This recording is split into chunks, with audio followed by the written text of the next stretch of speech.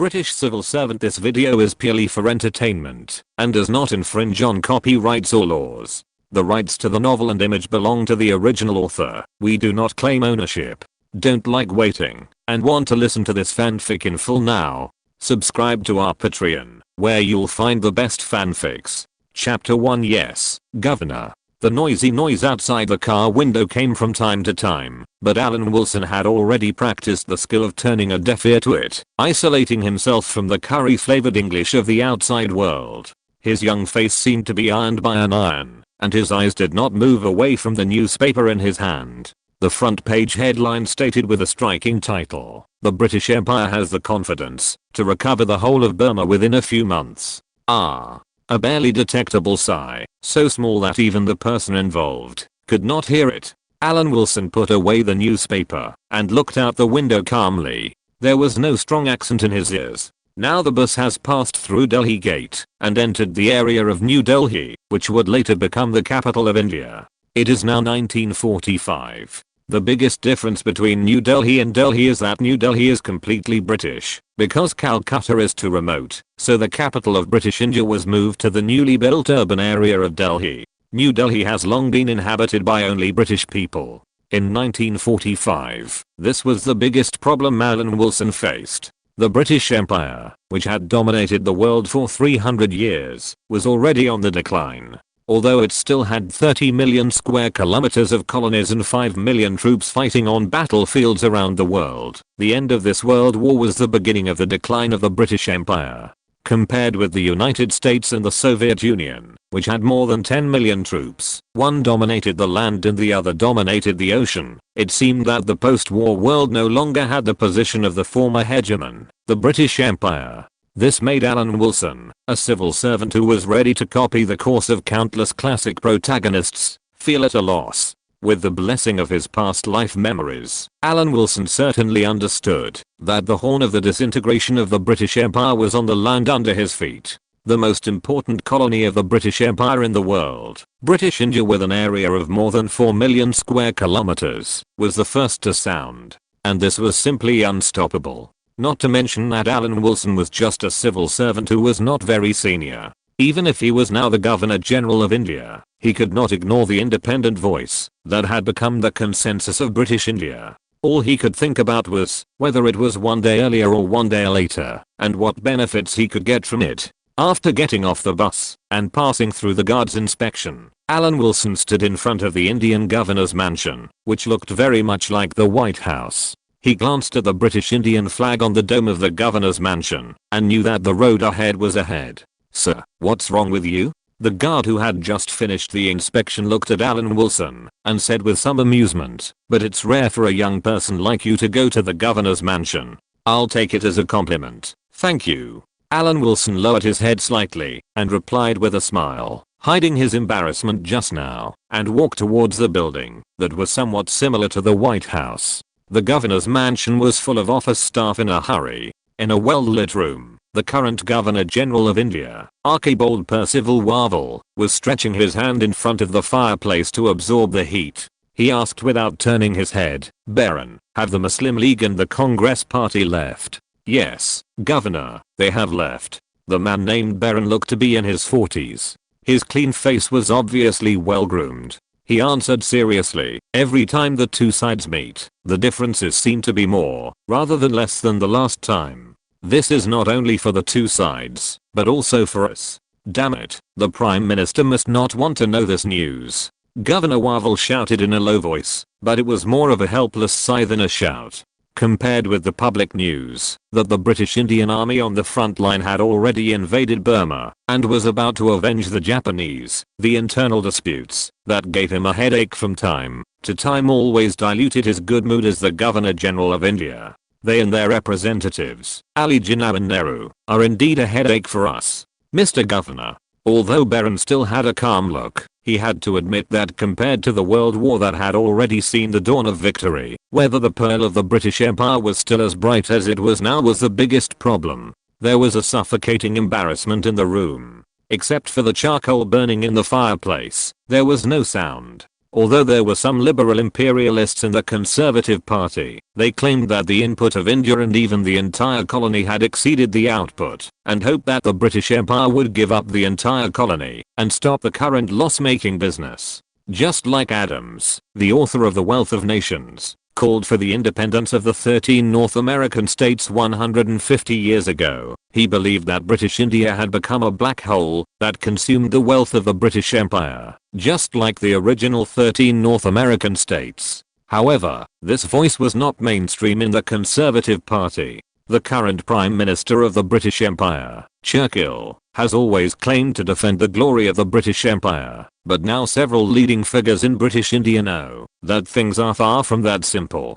Inform London of the news that the British Indian Army has entered Burma. Baron Governor Wavell pulled back his hands from the fireplace and sighed. London still hopes for more good news and put the Congress and Muslim League behind. Yes, Governor. Baron agreed with a formulaic smile and stepped back a few steps and walked out of the room. In the entire Indian governor's mansion, as if it were normal during the war, everyone was in a hurry, dealing with information about British India and the entire Southeast Asian battlefield, and seemed very busy. Baron, who left Governor Wavell, waited for his guests today with a gentle face. At this time, he was not idle, but played chess with himself. Not long after, the assistant pushed the door open, and Alan Wilson followed behind him and walked in. Baron took the last step without looking up, finished the game of chess, and then looked up at the young man in front of him. He stood up and pointed to a place for Alan Wilson to sit down, then returned to his seat and took out a stack of document bags and read them by himself, looking at the visitor with his peripheral vision, as if verifying his identity. "You are Grote Wilson's son. I'm very sad about your father's passing. He and I had a good relationship," Baron said as he looked at the document. "You were born in London in 1924 and then went to Hong Kong to live with your father's work. Before the Pearl Harbor incident, you obtained extremely important intelligence to the Allies, and then the Hong Kong colony fell to Calcutta. Before the war, you were admitted to the Oriental School of Oxford University." At this point, Baron closed the file bag and said, "Your father could have had a bigger job, but unfortunately, there are still more diseases here in South Asia. Alan, you are younger than I thought. Maybe this is not an advantage. Entering the Oriental department is mainly due to my father's work experience." Alan Wilson answered softly and couldn't help sighing in his heart. He had used the special environment of the colony to persuade his father in this life to change his age by 3 years, because the primary and secondary school courses were really not difficult for him. This makes the growth experience look a little more normal. As for providing information about Pearl Harbor, his original intention was to be a rich second generation who could show off his wealth and help his father, a civil servant, to rise to prominence. However, things did not go as planned, and the responsibility of starting a business fell on his shoulders. "Very good, but don't be overly modest. Your academic performance is very good. If it weren't for the outbreak of the World War, you could have become the youngest graduate of Oxford University in recent years." Baron nodded with satisfaction while sitting in the chair, and then changed the subject and asked, "Although I haven't completed my studies, I have accumulated some concepts about Oriental studies. What do you think of India?" Baron knew the purpose of people of this age coming, and Alan Wilson also knew the purpose of the question asked by the civil servant leader. Both sides knew each other's thoughts and understood each other tacitly. Alan Wilson pondered for a moment and quickly gave an answer. "There is no doubt that during the agricultural era, Eastern countries were able to accumulate far more wealth than Europe because of their advantages in scale and geographical factors. South Asia is one of the best. Whether in the past or now, British India has always been the cornerstone of the prosperity of the British Empire and the brightest jewel in the crown." Baron nodded in approval and heard Alan Wilson continue. "It is thanks to the wealth created by the extensive colonies that the British Empire has been able to face the attacks of one challenger after another, whether it was Napoleon or William II. India is a land of wealth. Oxford University has initiated systematic research in Oriental studies and produced a large number of talents. These talents have a broad vision and a narrower mindset than other European countries. They are more aware of the nature of the world." At the end, Alan Wilson also praised Oxford University.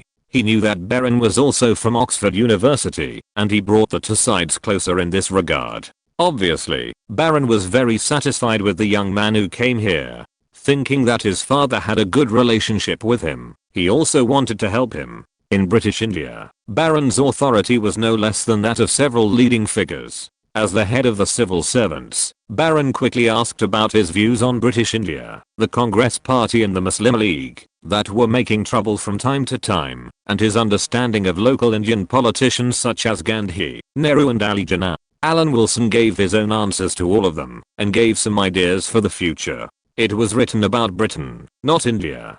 Chapter 2 Hyderabad Commissioner.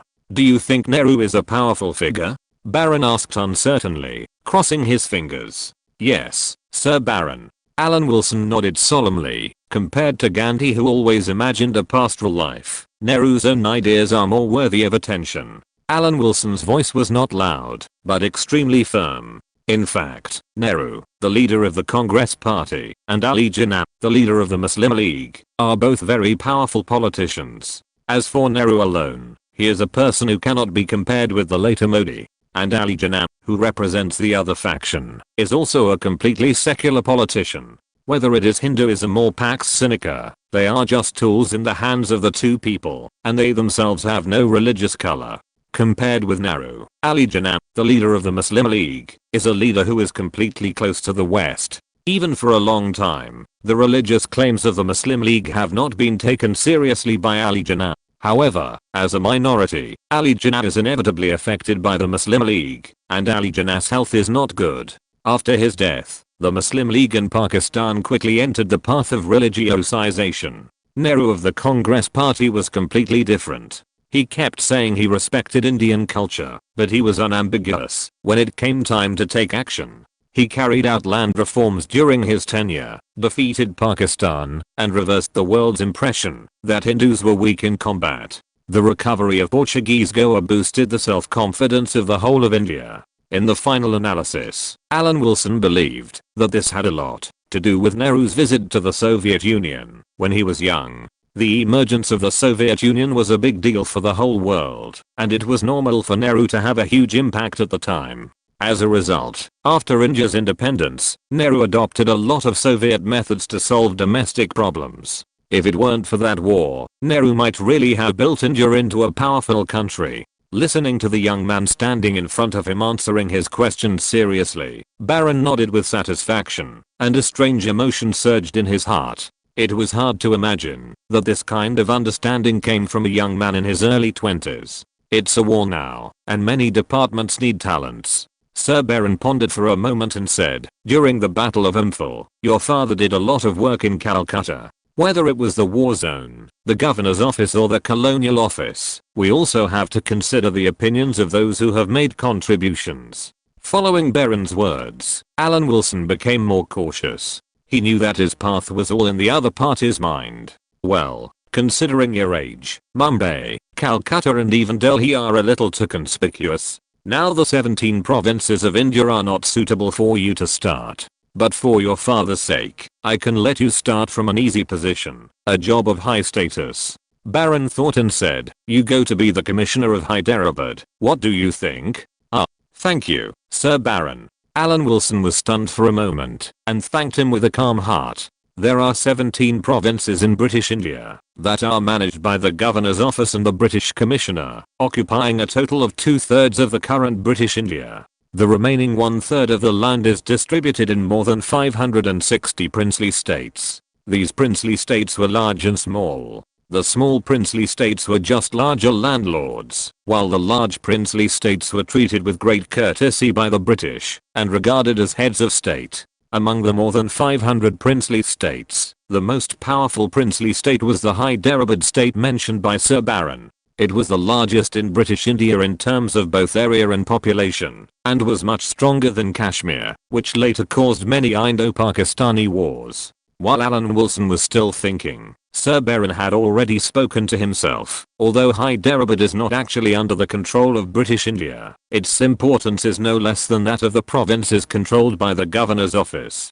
Among the more than 500 princely states, Hyderabad can be regarded as a weather vane, so you should not worry about it. The importance is the same. Sir Baron also felt that Alan Wilson was a little disappointed with his arrangement and explained the importance of the Hyderabad state and pointed out the current local ruler is Mir Osman Ali Khan, a ruler respected by London, and communication with him is no less than working in the province under our control. Maybe entering the provinces of India to work will increase some ease, but considering Alan Wilson's age, Sir Baron is not good because of too much personal relationship. In the Indian princely states indirectly ruled by the British Empire, giving the other party a good position will not appear too conspicuous and will not be caught by others. After all, it is now World War period. Some previous rules can be broken, but a certain degree of heat must be mastered. Alan Wilson was not dissatisfied with this. He also knew that Sir Baron in front of him had tried his best. Within the current rules, he could only do so much. During the Battle of Imphal, your father helped me a lot and maintained the stability of India. Sir Baron mentioned the past at last, and Alan Wilson understood. Speaking of Alan Wilson's father, old Wilson quickly found a way to continue to work in the civil service system after escaping to India and finally gained a foothold in Kolkata. Kolkata was the capital of British India before New Delhi. Britain operated in Kolkata for half a century and only placed the capital in New Delhi 30 years ago. In this era, it is undoubtedly the second largest city in India. After the Battle of Burma, the center of Bengal faced the threat of the Japanese army until the outbreak of the Battle of Imphal. As for old Wilson, it was during this time that he maintained the operation of Kolkata according to Sir Baron's instructions. But this was not what Sir Baron meant. The main reason why he looked up to Alan Wilson was the outbreak of the Bengal famine. Famines always broke out in British India, but more than 3 million people starved to death in the Bengal famine 2 years ago, which happened around the time of the Battle of Imphal. Old Wilson could be said to be to blame. So was Sir Baron, the head of the British Indian civil servants working in the Governor General's office. Alan Wilson was relieved. Because of his father's relationship, he finally got what he wanted in the governor's mansion. At this time, Sir Baron said, "Don't be happy too early. I only have the right to recommend candidates. You should know that the final decision is still in the hands of Governor Wavell. If nothing unexpected happens, I will inform you of the good news in a while. Thank you, Sir Baron." Alan Wilson took out a gold coin and said to himself, "This is what I got from a businessman. I personally hope that Sir Baron will not care about its metal composition, but see the precious Indian history from it, just like the academic issues studied by the Oriental Academy, and see the broad Oriental world. Precious historical value, I think so." Sir Baron tacitly reached out to take it and glanced at the sunlight coming through the window, seeming to sigh at the pattern on it. "Normal updates will start tomorrow. I will also spend the Mid-Autumn Festival with my family, especially recently, I have made my family worry a lot." Chapter 3 The richest man in the world. Only now did Sir Baron feel how important it was to promote the younger generation and add fresh blood to the civil service system of the British Empire, which was also for the sake of political stability. Alan Wilson had his own understanding. British India was the jewel in the crown of the empire in every aspect. It was more important than Canada, Australia, and even the 13 states of North America, and even all other British colonies. As for any colony under its jurisdiction now, it could not be compared with British India from any angle. It was just the self-consolation of the British people who had lost British India. The reason for this is that British India was very large, and even relying on its own area, resources, and population advantages, its total economic volume and important economic indicators exceeded that of modern Japan, ranking first in Asia, and far surpassing other imperial entities.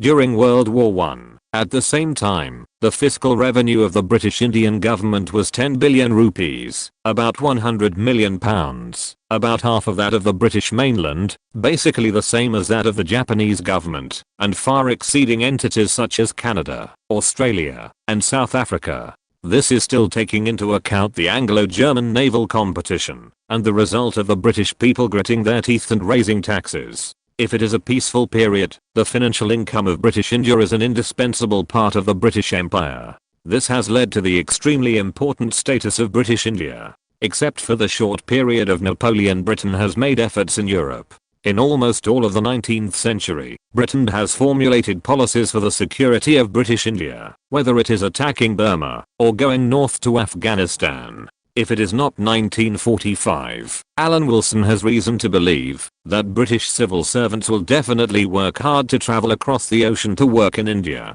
After all, this is a colony. They don't have to endure the various checks and balances of the British mainland. Working in the colony can enjoy the treatment of the superior. So Sir Baron did give Alan Wilson great convenience. If it goes back a few decades, it can even be said that he directly ascended to heaven and saved 20 years of struggle. But now it is different. Alan Wilson understands that British India, the jewel in the crown of the empire, is about to be out of the control of the British Empire. Now he must use the remaining little time to accumulate qualifications and wealth as much as possible, which is not an easy task.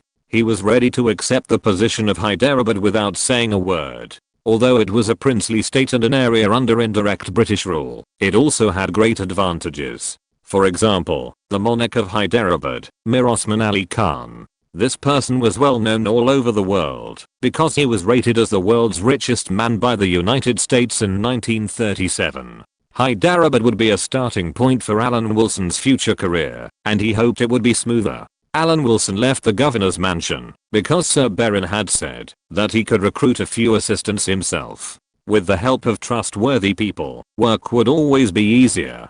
Before leaving, Alan Wilson also brought a file bag. Sir Baron said that it contained assessment questions for British Indian civil servants. This made Alan Wilson sigh. Was it inevitable to take the exam? But he felt relieved when he thought about it. This was much smoother than he had thought before.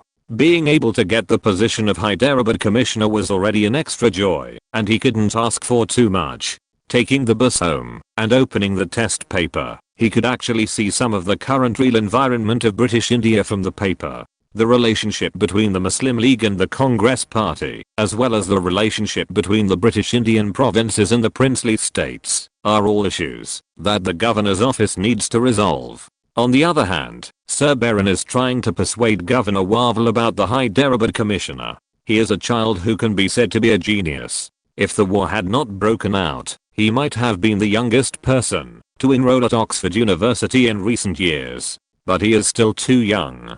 Governor Wavell frowned and asked, isn't it too easy for him to be the Hyderabad Commissioner? On the contrary, Mr. Governor, the Hyderabad Commissioner is more suitable. It is different to place him in a province and in a princely state. The monarch of Hyderabad is a guest of honor in London. According to the agreement between us and the princely state, the power placed in Hyderabad cannot be too much, and we can't do it now.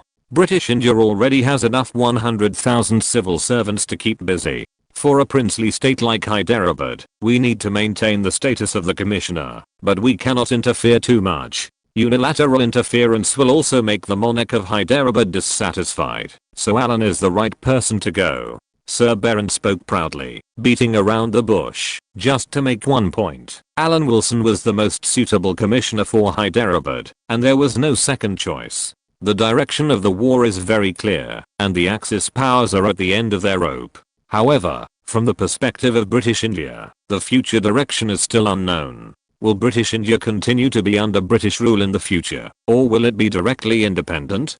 Governor Wavell and Sir Baron, of course, understand that London is also arguing fiercely about the issue of British India. In this matter, they must not only be wary of the Soviet Union, but also be wary of another comrade in arms, the United States, who is fighting side by side. To some extent, the United States is even more dangerous than the Soviet Union. For the 100,000 civil servants in British India, the future is still uncertain. Even Governor Wavell and Sir Baron, the Governor-General of British India and the head of the civil service in British India, cannot guarantee their right to speak on this matter. Under this uncertainty, Sir Baron himself cannot see the future, and a small unreasonable arrangement is no longer a big deal. Late at night, Alan Wilson was still answering questions. Sir Baron asked about the supporters of British Indian rule in the last test paper. After a long period of thinking, he wrote, the untouchable class and the monarchs of more than 500 princely states, while the Congress and the Muslim League are two opponents. Nehru and Ali Jinnah just have different means. The Congress represented by Nehru wants to take over all the rights of the entire British India, while the Muslim League headed by Ali Jinnah does not want to live in the same country with Hindus. The two are similar to the British Indian government, but different to pacifists and Hindus.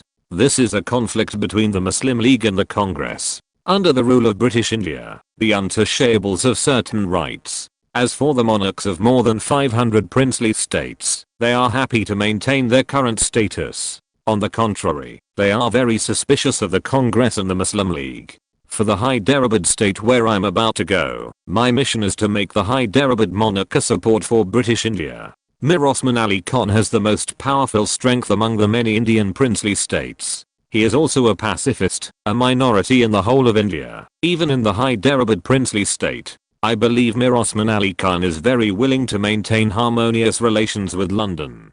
Who is the enemy, and who is the friend? This has always been a very important issue. Chapter 4. Great Official Power. You have enough knowledge about South Asia. Sir Baron held Alan Wilson's answer sheet, and couldn't help sighing in his heart. Although he was an open book test, which gave Alan Wilson the opportunity to cheat, this kind of knowledge showed that, although Alan Wilson was young, he had the ability to handle things maturely. He said calmly, the agency stationed in the Hyderabad state is mainly an agency to communicate with the Hyderabad monarch, but there are only more than 200 people. Even if all the various agencies in Hyderabad are added together, we British people are less than 1,000. Although it is not as good as Delhi, Mumbai and Kolkata, it is still a very important place. We must maintain a harmonious relationship with the monarch Mir Osman Ali Khan.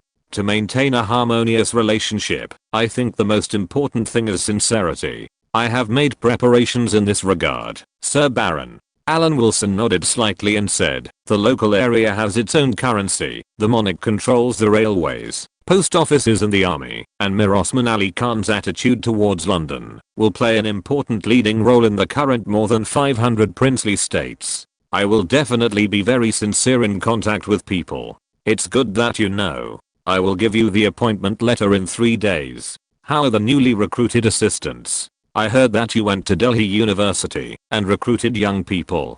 Sir Baron answered with satisfaction, and then changed the subject. Although I don't want to interfere with your work, the arrogance of young people should be put away. The assistants you recruited should be disciplined. Our rule over British India is not blindly high pressure, but full of flexibility. High pressure is not the solution to the problem. Sometimes we have to think of ways from the traditions of South Asia. Alan Wilson nodded. How to maintain the greatest stability with the least force. I believe no one is more skilled than the British. During a period of time, when British India existed, the governor also tried to break the caste system in India. Later, he found that it did not awaken the support of the lower class people for the British Empire, but instead caused the middle and upper classes to impact the British rule. Then he gave up the idea of operating on the caste system, and then he did not encounter chaos that could not be cleaned up. As for the relationship between the two major religions in India, in the history of British India, the governor of British India has jumped back and forth more than once. Hinduism, Pax Sikhism, and Sikhism have become the forces relied on by the Indian governor's office at different times. As for his current destination, the Hyderabad state, it just happens to meet the conditions of the British India's divide and rule. The Hyderabad state is the largest state in British India. Its largest area is almost the same as the British mainland, and its population is 20 million. From any perspective, its strength is no less than any province in British India. What makes Alan Wilson even happier is that the monarch Mir Osman Ali Khan is a pacifist, and 80% of the population of the Hyderabad state are Hindus. This is completely opposite to Kashmir, which was later fought over by Pakistan and India. Kashmir is a Hindu monarch who rules most of the pacifists in the jurisdiction. It's a pity that the monarch, Mir Osman Ali Khan's Hyderabad state, is too far away from the northwest of British India, where the pacifists are powerful and cannot get the support of the people of the same faith. The entire Hyderabad state is surrounded by India, which led to the ultimate failure of Mir Osman Ali Khan's independence plan. Mir Osman Ali Khan is famous for his wealth. Because of his large amount of jewelry and gold, he is considered one of the richest people in the world. It is estimated that his net worth is $2 billion in this era. Therefore, He was featured in Time magazine in the United States. Since the 18th century, Ali Khan's family has been ruling the Indian state of Hyderabad. Ali Khan is the only Indian who does not live in the UK, but enjoys the lofty title of royal relative. This is mainly because during the First World War, he donated a huge sum of money to the British Treasury for free. After taking office, Alan Wilson also handed over the list of assistants he selected from Delhi University to Sir Baron, the leader of the British Indian civil servants. In fact, 100,000 British civil servants controlled such a large colony as British India. There is no problem of bloated institutions. Even if there is this problem, it is a problem of millions of Indian civil servants. So Sir Baron did not have any objections to the 10 assistants he selected, even if these college students who were just in Delhi University or graduated not long ago were not qualified enough. It was not a problem. The main problem of the review is that these young people from Delhi University do not want to show obvious Soviet tendencies. Sir Baron did not hide this from Alan Wilson. The precautions against the expansion of Soviet influence had been in place since the establishment of the Soviet Union. During World War II, Britain tried its best to direct Germany's anger towards the Soviet Union, and it was partially successful in the end. The unsuccessful part was borne by the British Empire itself. You should know that there is an organization called the Cambridge Five in the UK now. Would it go crazy? Listening to Sir Baron's words, Alan Wilson's mouth twitched involuntarily. That was the proud work of the Soviet spy agency during the Cold War. The thought flashed through his mind. The movements of the Cambridge Five were too far from his current job. Whether he would use the power of the other party to get promoted in the future, or use the other party's life to add brilliance to his resume, it would be a matter for the future. Now he must first make achievements in British India, the most important colony that was about to leave Britain. It was precisely because of the importance of British India that Sir Baron felt that he could not be too careful. In the end, nothing was found. With the appointment letter of Alan Wilson's Hyderabad commissioner, everything came to an end. In front of 10 male and female assistants from Delhi University who had just finished investigating whether they were pro-Soviet element, Al Wilson finally found a sense of leadership. Although these 10 assistants plus himself were all in their 20s, it was like a child's play, but under the background of the World War, it was not so unacceptable. The place where we are going to work is the Hyderabad state in the Deccan Plateau. Before that, I have something to explain in advance. Alan Wilson looked at the assistants who could be described as his own people, cleared his throat, and said in an official tone, "When dealing with the monarch of Hyderabad, you must show courtesy. This is a must. We can make suggestions on the internal affairs of Hyderabad, but we must never interfere. It's just a state. We represent the British Empire." An assistant named Andy muttered softly, "The Maharaja of Hyderabad is a distinguished guest of London. Even the Queen will treat him with courtesy. The princely state is not directly governed by the governor's office. The authority of the monarch in the princely state cannot be challenged. This is different from the provinces in British India," Alan Wilson said lightly, "unless you think your authority is greater than that of the Queen."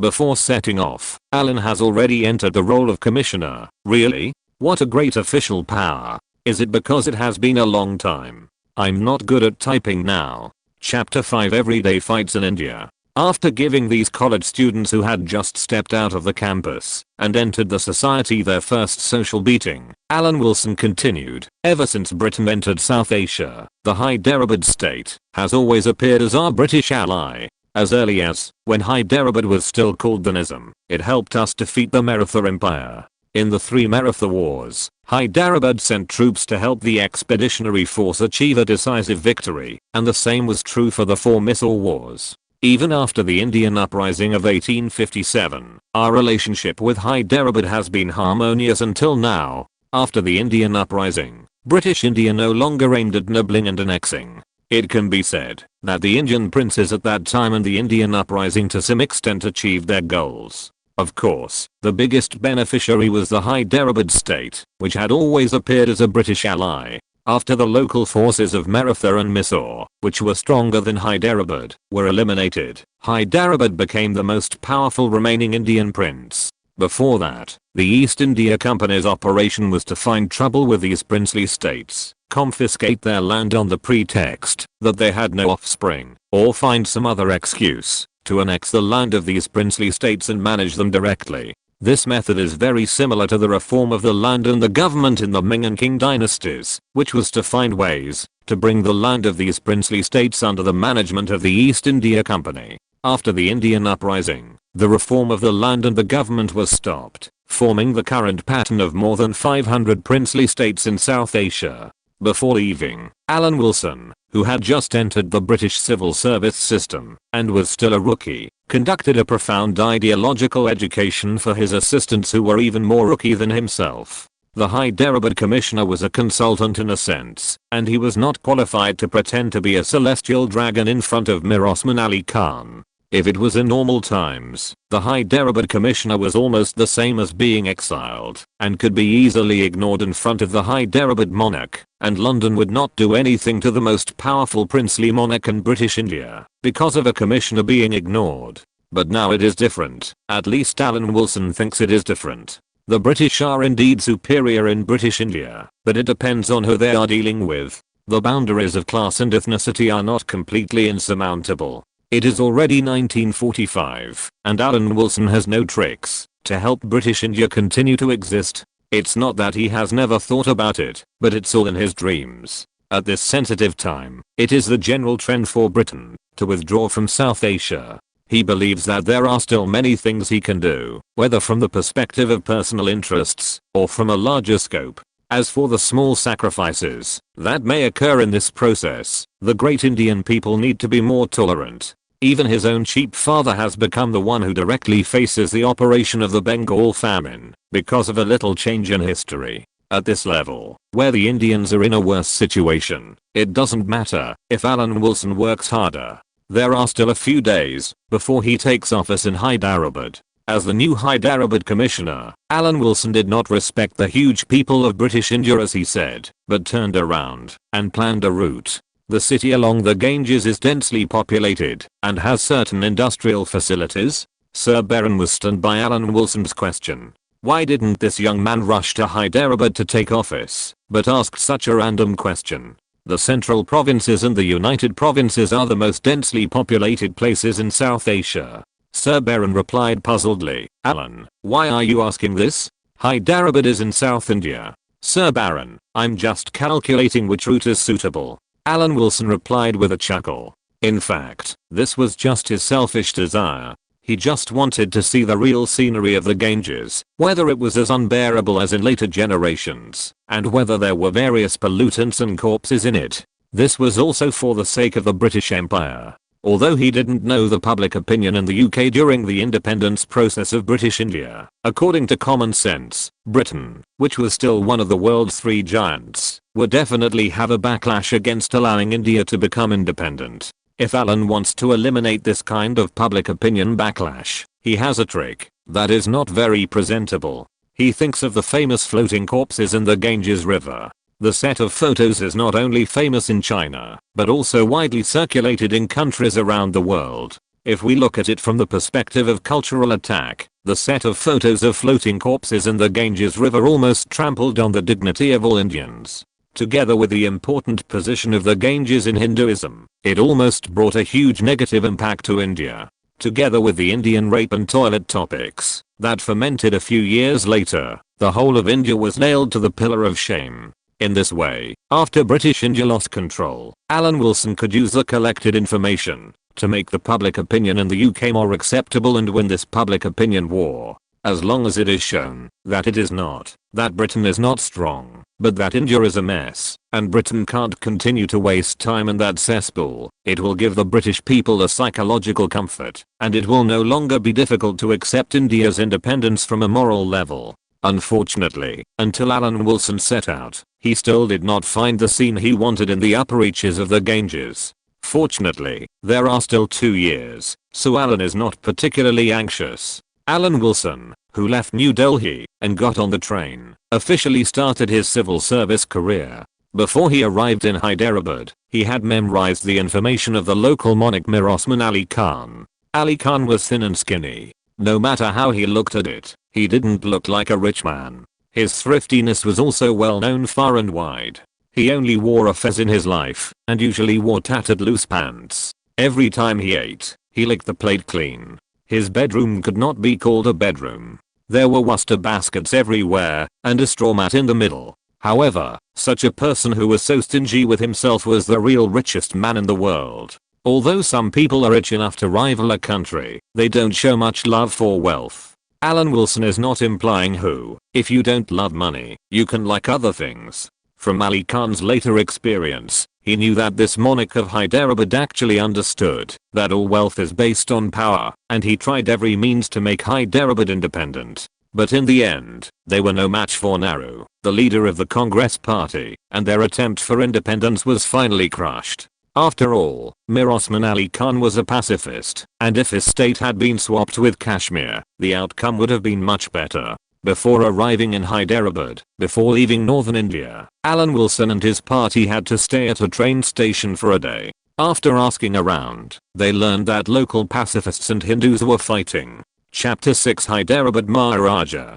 Can't these South Asians do something more meaningful? The speaker was Andy, an assistant recruited by Alan from Delhi University. He was making arrogant comments about the sovereign country at this time, which seemed very. It's easy to talk when you are standing. In the past 2 years, the fighting between the peace believers and the Hindus has become more frequent, whether in the princely states or the directly governed provinces. Alan put down the cup he carried with him and answered from the perspective of a bystander. This shows that another round of religious conflict is already brewing. This has a great relationship with the increasingly fierce contradictions between Nehru of the Indian National Congress and Ali Jinnah, the leader of the Muslim League, which has affected the two major religions. After speaking, Alan Wilson kept silent. This is of course related to Britain. Since the First World War, British India has adopted the method of using peace believers to check and balance Hindus. This is because during the First World War India supported Britain in the war, hoping that Britain would give India the same status as Canada and Australia.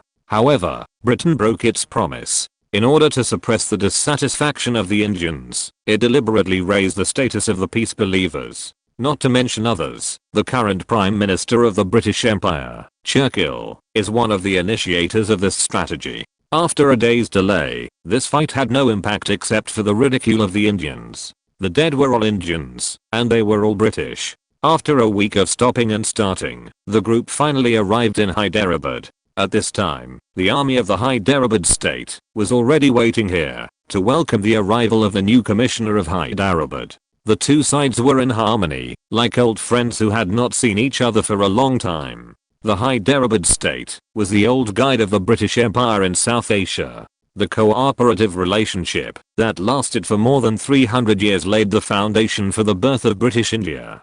Dear gentlemen, it is surprising that you and your assistants are so young. If nothing unexpected happens, we will establish a long-term relationship. After introducing himself, Ali Khan's son smiled and expressed his friendliness. I hope so. Alan Wilson also spoke very politely, as if he didn't know that the other party's good days would only last for 3 years at most, and created a harmonious appearance with the people who greeted him. From the Mayor of the War to the Indian Rebellion, Alan Wilson tried his best to create a good atmosphere of relations between Britain and the rulers of Hyderabad. If you think about it carefully, apart from flattering each other, he did nothing on the first day he arrived in Hyderabad. Wars all over the world seemed to have nothing to do with this princely state that had lasted for more than 200 years. After taking over the British institutions in Hyderabad, Alan discovered one thing and had to re-evaluate the status of the Hyderabad princely state. Hyderabad could actually contact the Indian Affairs Office in London directly. The Indian Affairs Office is an important department in the UK and is under the leadership of the Minister of Indian Affairs. After all, British India is extremely important to the world hegemony of the British Empire. Britain has carried out many military operations because of India's security issues. In many military operations, the Hyderabad princely state has sent troops to assist. But in this world war, the Hyderabad princely state did not contribute much, and the reason is very simple. The allies and functions of the Hyderabad princely state are mainly aimed at the interior of British India. It was only when there was some civil unrest in South Asia that Hyderabad's value was reflected, and it played the role of a leading party. For example, during the World War, the Japanese army threatened British India without the role played by the Hyderabad state. I didn't expect Hyderabad to be able to contact London directly. Knowing this, Alan Wilson contacted London through the telegram here, indicating that he, the Hyderabad commissioner, had arrived, reported, and asked for instructions at the same time. Is a mature civil service system a good thing or a bad thing? Looking at the reply from London, which was no less than 8-part essay, Alan Wilson's mouth twitched, because British India was so important to Britain. On the issue of India, Britain has its own national conditions. There are not just one or two departments that can manage India. There is an objective fact of cross-management. At present, there are the Indian Governor's Office, the military commander of the Southeast Asian Theatre, and the Indian Affairs Department, all of which can speak on the affairs of British India. Alan Wilson, who has penetrated into the British Empire's civil service, knows that the so-called efficiency of the British civil service system is bullshit. Except for collecting taxes, there is no time to be called efficient. In the evening, in the area of Hyderabad where the British lived, a local princely soldier came and said to Alan Wilson directly, "Mr. Allen, Mir Ali Khan will meet you tomorrow. I came to inform you.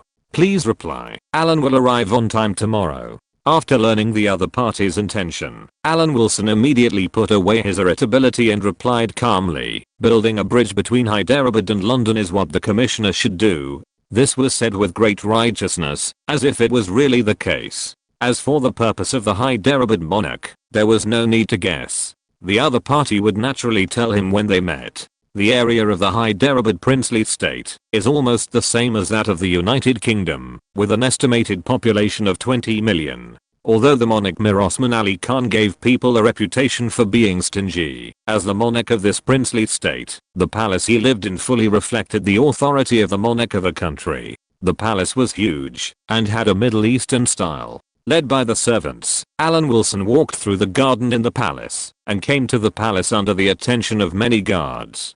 During this process, he just heard the sound of chanting. After a moment of stunned, he understood that Mir Osman Ali Khan was a peaceful believer, and should have just been to the church. Then Alan Wilson met Mir Osman Ali Khan, the largest monarch in South Asia, in the palace. Mir Osman Ali Khan himself was short, and had a mustache under his nose.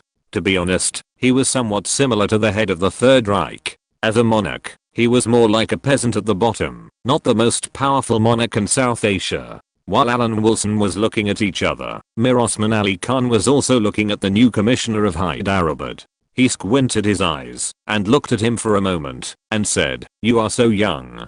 I believe New Delhi also attaches great importance to you. It's better to say that they attach importance to gold." Alan Wilson smiled in his heart. If he hadn't jumped to the old Wilson to dig the Golden Temple of India after arriving in India, how could he have impressed Sir Baron? You must have a certain level of working ability, otherwise Governor Warvel and Sir Baron would not have sent me here so rashly. Alan Wilson paused slightly and said softly, "It's like money. Everyone wants to have it, but the final fact is that some people have it and some don't. The Golden Temple in India has been excavated too many times. It's in every book. I won't write about it anymore. If I write about it, it will be too complicated."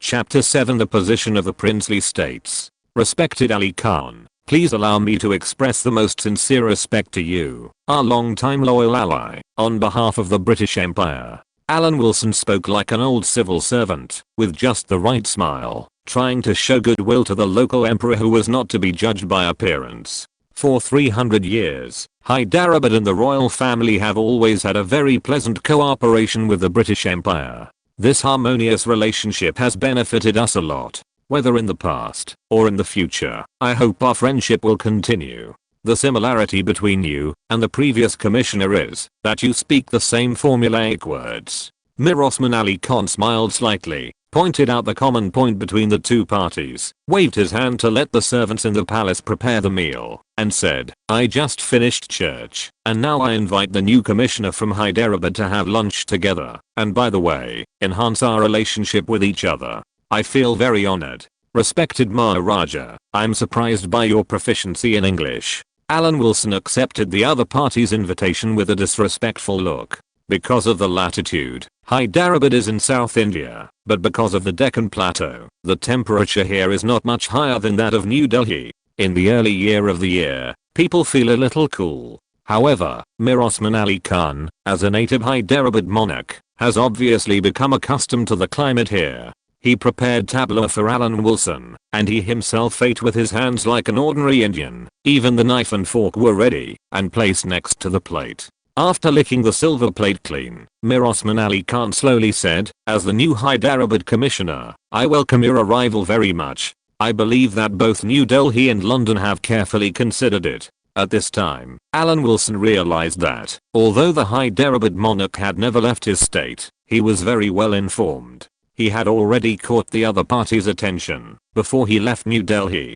From asking whether the British Indian Army's march into Burma was smooth to hearing that Prime Minister Churchill was about to go to Yalta to hold a meeting with the Soviets, he knew everything clearly. It was far from the look of licking the plate just now. After going around in circles, Mir Osman Ali Khan asked seemingly indifferently, "I heard that Nehru and Ali Jinnah are in a big fight, which has caused a lot of trouble to New Delhi and London.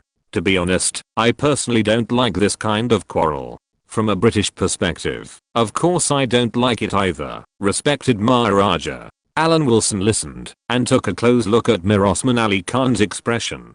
He always felt that the other party seemed to be hinting at something, and said slowly, "It seems that the Maharaja seems to be very concerned about some rumors and wants to get an urgent answer. Well, I heard some things. Although it is not a good idea to ask before the war is over, please understand that this involves the big problems in Hyderabad." Mir Osman Ali Khan did not hide it. His thin body matched his loud voice and he said, "I wonder what London thinks of the current independence movement in British India, whether it is the proposition of Ali Jinnah or Nehru." Alan Wilson almost wanted to scratch his head. This question was beyond the scope of what he, as a commissioner, could answer. As for whether British India will continue to exist, whether to try to maintain it, or let India become independent, I believe that in London, neither the Conservative Party nor the Labour Party has an accurate answer, and it should still be under discussion. It seems that Mir Osman Ali Khan is unusually concerned about this issue, otherwise he would not ask him, the newly appointed commissioner, a little too impatient. But the key is that he really can't answer this question. But he just met with the monarch here, and he can't give a clear answer, which may damage the relationship. It's okay to damage the relationship between the British Empire and Hyderabad, but Alan Wilson doesn't want to see the destruction of personal relationships. The other party is not just the ruler of Hyderabad. Once India becomes independent, he will be driven away. You must know that Mir Osman Ali Khan is still the world's richest man who has been on the cover of Time magazine in the United States. Even if he has lost his status as a ruler, his huge wealth is still highly regarded. Even Alan Wilson, who dug the Golden Temple, is no exception. In fact, there is no definitive answer from London on this issue, dear Maharaja, but in my personal capacity, I can imagine several possible scenarios to determine what attitude the Maharaja will take at that time. Alan Wilson made a very sincere expression and spoke in his personal capacity. "Oh, please go ahead." Mir Osman Ali Khan had a calm expression, and no one knew what he was thinking. In fact, it is a well-known fact that the idea of the Congress party represented by Nehru himself is that they hope that India can maintain the framework of a country after independence, and what they want is the legacy of the entire South Asia of the British Empire. Alan Wilson said this and added, "This is based on the premise of India's final successful independence." As for the Muslim League, represented by Ali Jinnah, they are very opposed to the idea of living in the same country with Hindus. Judging from the current attitude, Ali Jinnah's attitude is very tough. He would rather fight a civil war than compromise. I've also heard about Jinnah's attitude. Mir Osman Ali Khan nodded, obviously agreeing with Alan Wilson's analysis of the two most powerful local politicians in South Asia. He changed the subject and said, "But what about the status of a number of princely states, including Hyderabad? I wonder what the commissioner thinks. Let's assume the worst outcome." Alan Wilson also knew that now was not the time to hide anything. He had to make the monarch of Hyderabad recognize at the first meeting that he, as a commissioner, had outstanding qualities, and was not a bribe getter, even if he did become a commissioner by bribing. Mir Osman Ali Khan was concerned about the ownership of the princely states, which involved his interests. Alan Wilson also knew that the issue of princely states caused a series of disputes after India's independence. Without mentioning Kashmir and Hyderabad, let's talk about two issues that have not attracted much attention: Sikkim and Bhutan. Later, one was annexed by India in the 1960s, and the other became a protectorate of India. On the current map of British India, Sikkim and Bhutan are both part of British India, and exist in the name of princely states. India has been constantly provoking wars, and it also believes that it needs to restore the territory of British India. In other words, India has been facing the territory of British India since ancient times. Let's put this issue aside for now. What Nehru thinks is obviously not what the Hyderabad monarch Mir Osman Ali Khan is concerned about. In fact, the two have completely opposite positions. I should make a cover. If you're listening to this novel on a channel other than Fanfic World, it means they downloaded and uploaded it without effort. We cordially invite you to visit our channel, Mundo Fanfic Novelos. There you'll find the original version of this story, and you can explore many other novels of various genres. We're waiting for you to immerse yourself in a world of incredible novels. Chapter 8, The Monarch with Ideas. Let's not talk about Sikkim and Bhutan, which are all on the edge of the South Asian subcontinent. Hyderabad, as the largest princely state in South Asia, occupies the center of the Deccan Plateau. It is a place that the prosperous North India must control, so that it can suppress South India, which is outside the control of North India most of the time. The gap between the north and the south of British India is much larger than that of China. The Tamils in South India have established countries several times. Except for the belief of Hinduism, there is nothing similar between North and South India. If Alan Wilson was in Nehru's position, it would be impossible to acquiesce that Hyderabad continues to be independent. Now let's talk about it. If according to Ali Jinnah's idea, the two major religions occupy the majority of their religions and establish independent countries, respected Maharaja, if I use a simple religious division, you should definitely be inclined to Ali Jinnah, right? Alan Wilson pointed out Ali Khan's identity as a pacifist. Ali Khan nodded and said without hiding it, if there are only these two choices, I will of course choose Ali Jinnah. This is difficult. Out of a pragmatic attitude, Alan Wilson gave Ali Khan a pessimistic analysis. Nehru will not let the Hyderabad state maintain the status quo, and the Hyderabad state controlled by the Maharaja is far away from both the northwestern provinces of the same religion and Bengal in the northeast. According to the worst case scenario, a religious war breaks out in South Asia, and you will be under siege by Hindus without being rescued by other peaceful believers. It is too far away. Alan Wilson proved with practice that there is no worst, only worse. In front of the silent Ali Khan, he continued, in the Hyderabad state, Hindus account for 80%, and peaceful believers are an absolute minority. Once Nehru incites Hindus to take the form of a referendum, or finds a reason in some other way, things will be really difficult.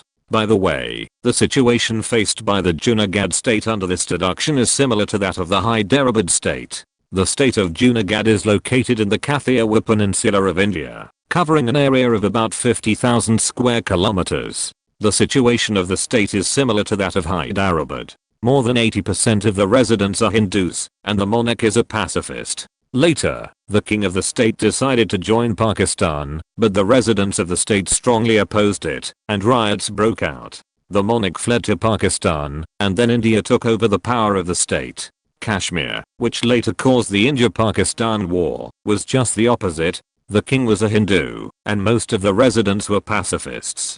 Kashmir eventually became the fuse of the India-Pakistan War.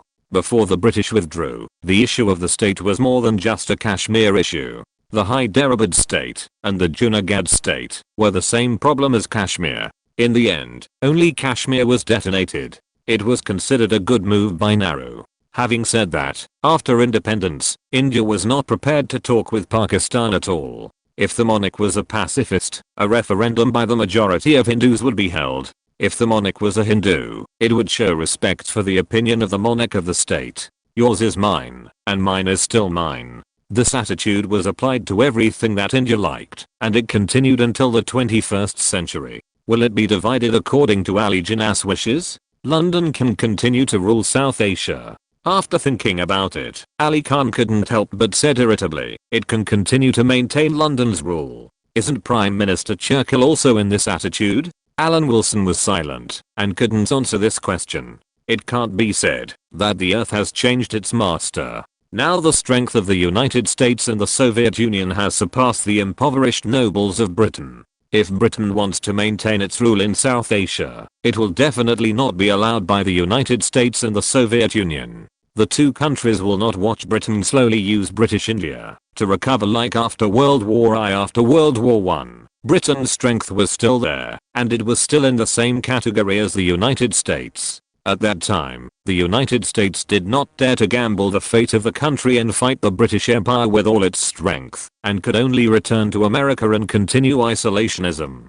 Today is different from the past. The strength of the United States has surpassed that of Britain. It will never be like after World War I, when Britain and France jointly boycotted and acquiesced to the fact. During the Suez Canal War, Britain and France joined forces to finally muster the majesty of the old imperialism. What happened in the end? At the same time, it was threatened by the United States and the Soviet Union. But as the British Empire's commissioner in Hyderabad, Alan Wilson couldn't say that Britain could no longer maintain its military presence in South Asia. Where would the British Empire's face be? After thinking about it, he took out the argument of the London liberal imperialists and said, now the Indian people generally have the idea of independence. Protests and riots are happening one after another. The annual income from British India can no longer offset the expenses of operating British India. London will not do a business that loses money. Alan Wilson himself didn't believe this. Although this voice has existed for a long time, if he can continue to rule South Asia, who will take the noise seriously?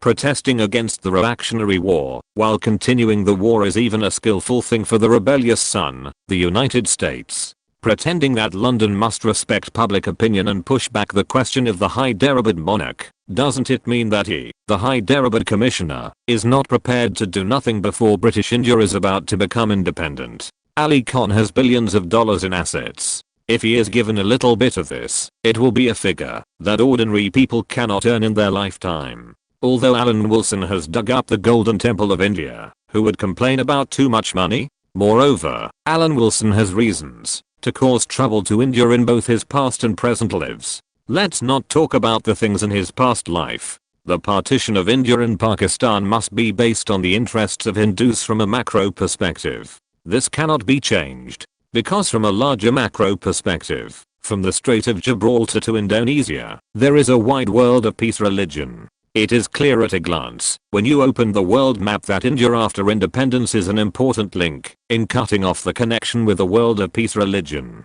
If, on the contrary, South Asia after independence appears as a peace religion in power, the important cornerstone of cutting off the world of peace religion will no longer exist, and the small countries in Indochina are not capable of resisting the crushing of peace religion. Therefore, the emergence of India, which is dominated by the Hindu population, is a good thing for the current world situation. On the other hand, India after independence may become the leader of the world of peace religion, which is a bad thing for any major country. You have to know that the current outbreak in Europe started with the complete crushing of the peace church in the Middle East. He believed that even the Soviet Union and countries with the same thinking as the Soviet Union hoped that India would shoulder the responsibility of cutting off the peace church. Chapter 9, attending the military parade. However, India's self-satisfied expansionist thinking is still a problem. The Hindus are the main force to suppress the peace forces, but India cannot be too strong.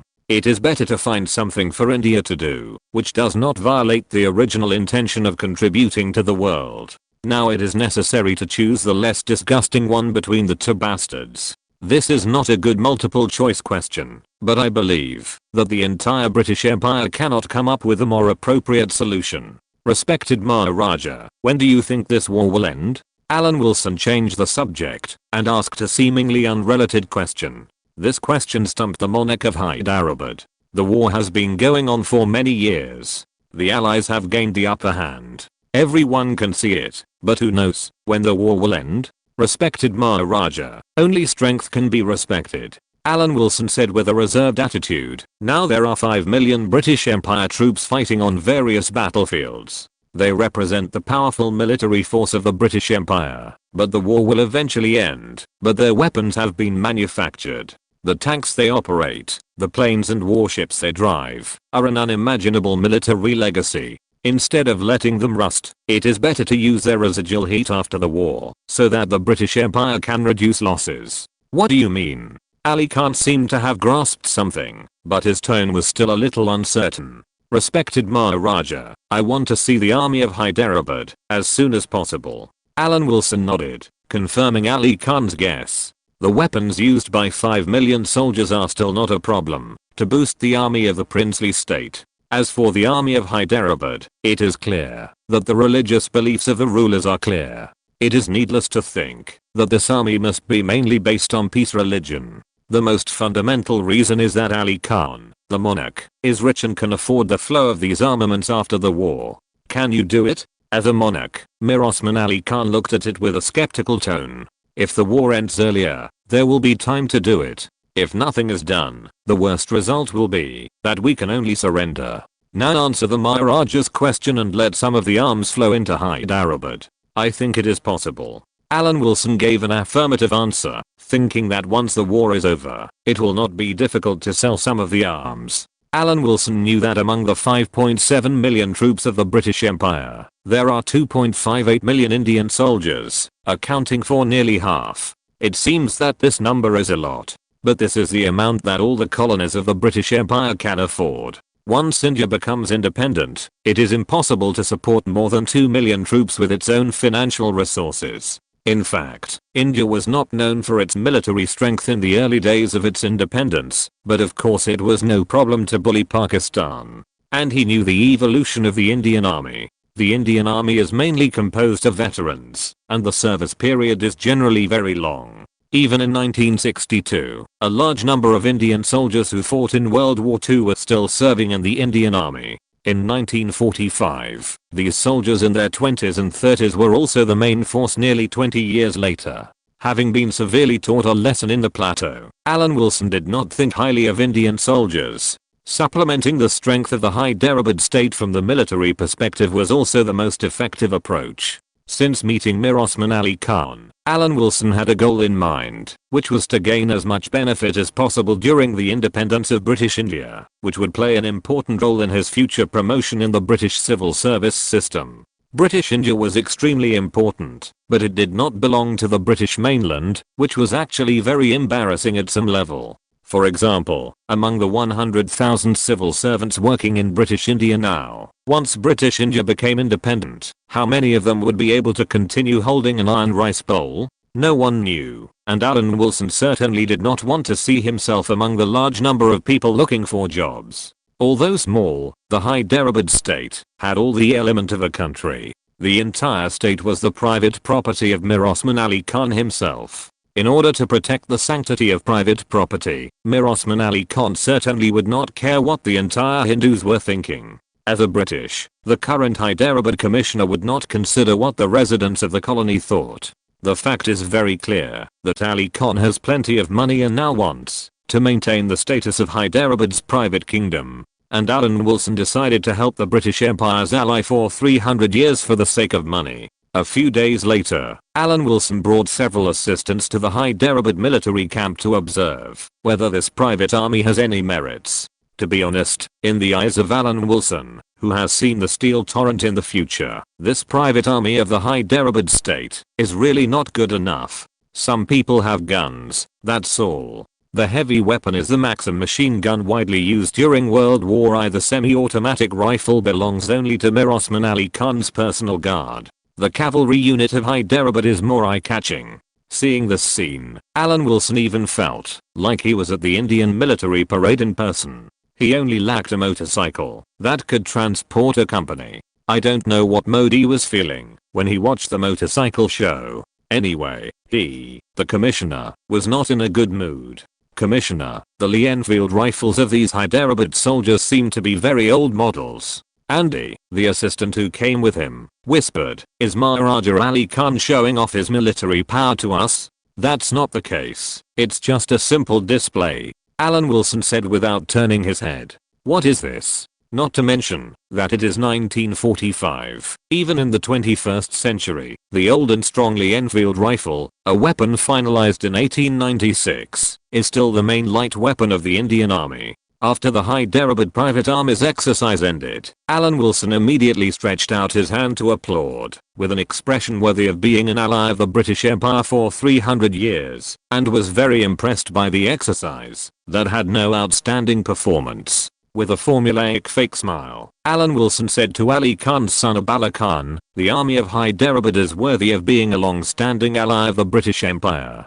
To be fair, this army composed mainly of pacifists is not inferior to the soldiers of the Indian Legion, except for its size. However, if we take into account the current combat qualities of European armies, there is still some room for improvement. Considering that the army of the Hyderabad princely state will definitely fight with the Indian army in the future, he, as the Hyderabad commissioner, certainly has nothing bad to say. What if the morale of India's enemies is dampened? Chapter 10, Finding a Way Out. Even Alan Wilson knew that it was almost impossible to resist the attack of the Indian army with Hyderabad's geographical location and population composition, but for the sake of money, this was the most professional army in South Asia. Compared with the Hyderabad Commissioner of British India, he was now obviously more concerned about Ali Khan's role as a military advisor. After all, the salary in British India was fixed, and it was far from the financial resources of the former world's richest man to make him interested. Although Alan Wilson was a keyboard warrior in his previous life, he only followed old Wilson to hear and see the logistics work in this life, which was far less impressive than the Bengal famine. But he still had a say in these armies in South Asia that were in a mess, not to mention that he was the commissioner of Hyderabad, a close partner of the current monarch, and was working hard for the future of the Hyderabad state. Even though the British Empire's military strength was not known for its army, hiding his military blind nature, Alan Wilson somewhat politically incorrectly used the Axis leader, the Third Reich's army, as a benchmark, saying that tanks are a must for the Hyderabad army at present. Europe has caused 2 world wars in a few decades, and the birth of ideas and tactics is a consolation for this huge destructive power. The Hyderabad army must be equipped with enough tanks to deter potential enemies. Alan Wilson spoke decisively, and military blindness is justified. Words like the king of land warfare and infantry tank coordination kept coming out of his mouth, coupled with an unfathomable expression on the surface, but actually a confused expression. It is not a problem to deter a group of high caste officers. The peace religion in South Asia is also divided by caste. The world war is now entering its final stages and the strength of the two sides is clear. How to deal with the large quantities of arms in the future is also a problem. Hyderabad needs these arms, and in fact, many princely states also need them. Even Ali Jinnah and Nehru do the same. Alan Wilson said as he walked, but whether it is for national interests or personal reasons, I hope that those arms will fall into the hands of friendly people. The friendship between Hyderabad and the British Empire has been proven through bloody battles time and time again. Abharahanan said half publicly and half privately, it has been tested by blood and practice. I know this, but the London side considers the issues more comprehensively. Those politicians in London never focus on morality when considering issues. In a sense, I and the young assistants I brought with me will actually make irrational judgments, but those old men will not. Alan Wilson said with a smile. In short, I'm absolutely qualified as a friend, and will try my best to safeguard the interests of Hyderabad. Mentioning his importance to Hyderabad was not entirely self-boasting, and his analysis of London politicians was not entirely slanderous. What British politicians are like can be seen from the rebellious United States who imitates them. Back in the British residential area, he talked about this matter with the assistants he brought with him, but not all of them agreed.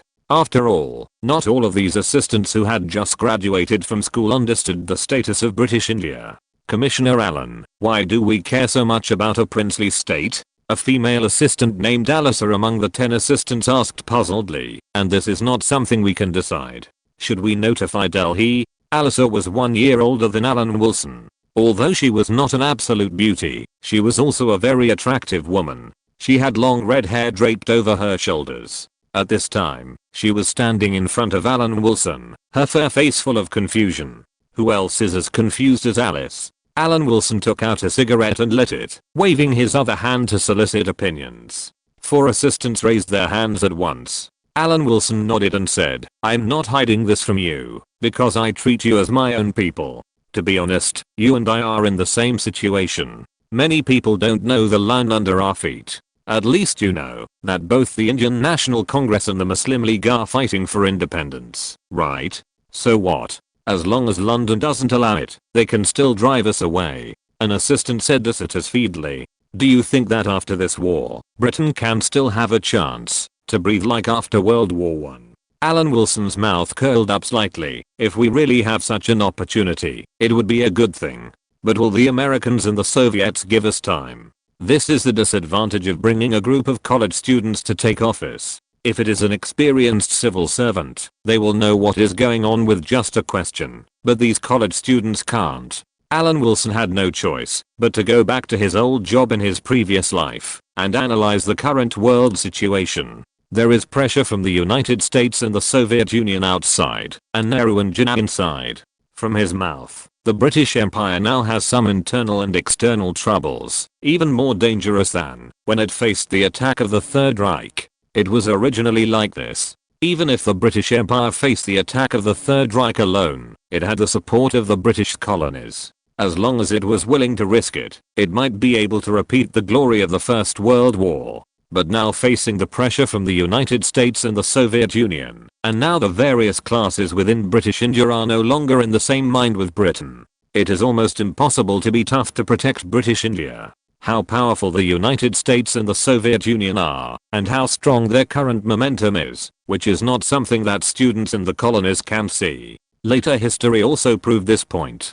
Britain chose a soft landing when it was impossible to do anything, and let the colonies in its hands become independent in batches, and it started with the most important colony, British India. It was a compromise with the United States and the Soviet Union, indicating that the era when the British Empire was the master of the world was over. Even if Alan Wilson knew the future trend, he had no ability to change history. That was the United States and the Soviet Union. If British India was not given up, how could these two countries believe that Britain had really given up world hegemony? However, during the soft landing of the British Empire, Alan thinks it is still possible to preserve some geographically important and easily controlled colonies, and not to make them so independent. With more than 30 million square kilometers of colonies, it is not an exaggeration to preserve hundreds of thousands of square kilometers of land. Moreover, the colonial empire is not just the British Empire itself.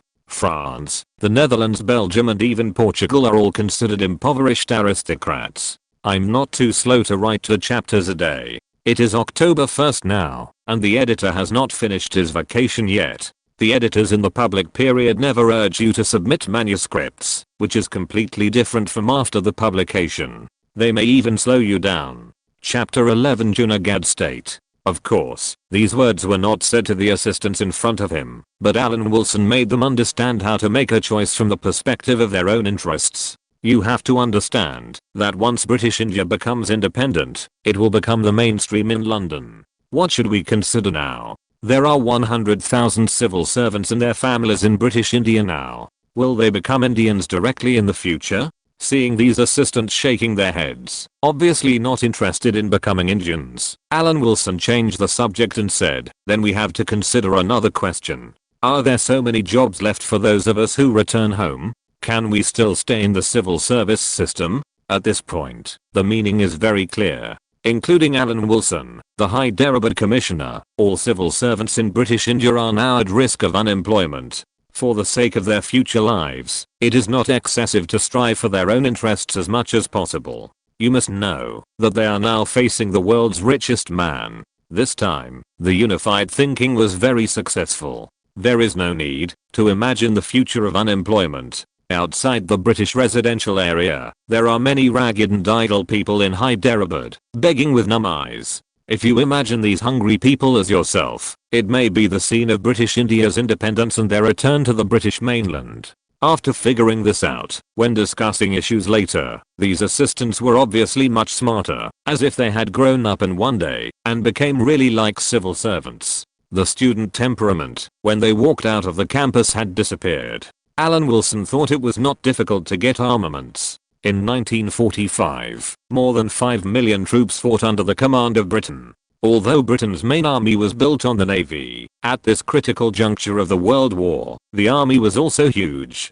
Taking tanks as an example, 26,000 tanks were produced, including infantry tanks and cruiser tanks, not to mention the number of heavy tanks later. It is not a problem to arm an Indian princely state. The only problem is whether anyone will do it seriously. In the first month of the Hyderabad princely state, Alan Wilson was familiar with his work, thinking about how to benefit from Ali Khan, the world's richest man, and play his role in the independence of British India, although there seems to be no standard answer to the independence of British India. But he also knew that it was impossible for him to exert influence on the independence process of British India as the Commissioner of Hyderabad. In the 2 years before independence, Alan still had a lot to do. Regarding the independence of British India, Alan Wilson certainly had his own ideas. After independence, India could not be too weak, otherwise it would not play a role in balancing the world of peace. But if it was too strong, India would not be at peace.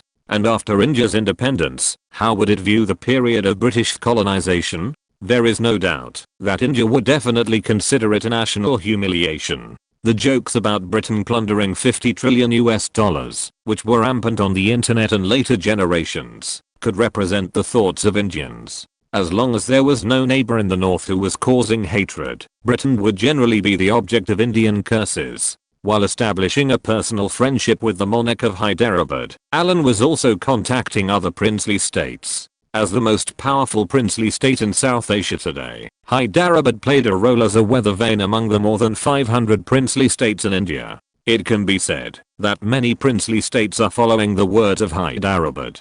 I talked to John. Junagadh and Hyderabad are in the same environment. The two princely states have a common destiny. If the two princely states can establish close ties, whether it is Ali Jinnah or Nehru, especially the latter, they should be calmer. John mentioned by Alan Wilson is the Commissioner of Junagadh. Junagadh, Hyderabad, and Kashmir, as we all know, are currently the top 3 independent kingdoms in South Asia. Among them, Junagadh, with an area of 50,000 square kilometers, has a unique advantage because it is close to Mumbai, India's largest deep water port. Mumbai undertakes more than half of South Asia's shipping, and later generations are still the base camp of Bollywood. In fact, Junagadh is the best located among the 3 princely states, but it was also the first to fall. The monarch of Junagadh, like Ali Khan, is a pacifist, and the residents in the princely state are mainly Hindus. Junagadh and Hyderabad are grasshoppers on a rope, and no one can escape. Once they were defeated one by Nehru, it meant that more than 500 princely states would be taken into New Delhi's pocket. Our 2 princely states are far apart, and his situation is much better, and it is very close to the northwest. Ali Khan frowned and commented in an objective tone. In fact, it was not wrong to say that the Junagadh princely state was actually quite close to Pakistan after independence. But it was destroyed earlier than the Hyderabad princely state, and there was not even a decent resistance, not as good as Hyderabad, which had fought a bloody battle. Of course, Alan did not say that the peace believers did not want to fight the Hindus desperately when they just became independent because of their numerical disadvantage, and later India was too much for the Junagadh princely state and the Hyderabad princely state. Nehru said that he respected public opinion, and most Hindus wanted to join India. But when he arrived in Kashmir, Nehru changed his words again, saying that the monarch of Kashmir was a Hindu and wanted to join India, and he wanted everything, which angered Ali Jinnah and caused the first India-Pakistan war. Can the India-Pakistan war be avoided? Alan Wilson knew that this was impossible because the Nehru family's hometown was in Kashmir. The Nehru family was a famous scholar during the Mughal Empire. They entered the Mughal Empire to expand their influence because of the conscription of the Mughal emperor. Kashmir is of great significance to the Nehru family. It is not an exaggeration to say that it is the place where the dragon rises. Nehru will never give his hometown to Pakistan. Hearing that Ali Khan was mixed about the Junagadh state, Alan Wilson had to take the initiative to encourage him. With the current momentum of the Congress Party, it is a common situation for the monarchs of many princely states. The monarch of the Junagadh state is the same as you, and the Junagadh state is very close to Mumbai and has the objective conditions to block the port, which can be used. Alan Wilson is quite good at the role of the dog-headed military advisor, and he is dedicated to Ali Khan. Although he notes that it is almost impossible to prevent Nehru from unifying India with the power of the major princely states. What if there is an unexpected surprise?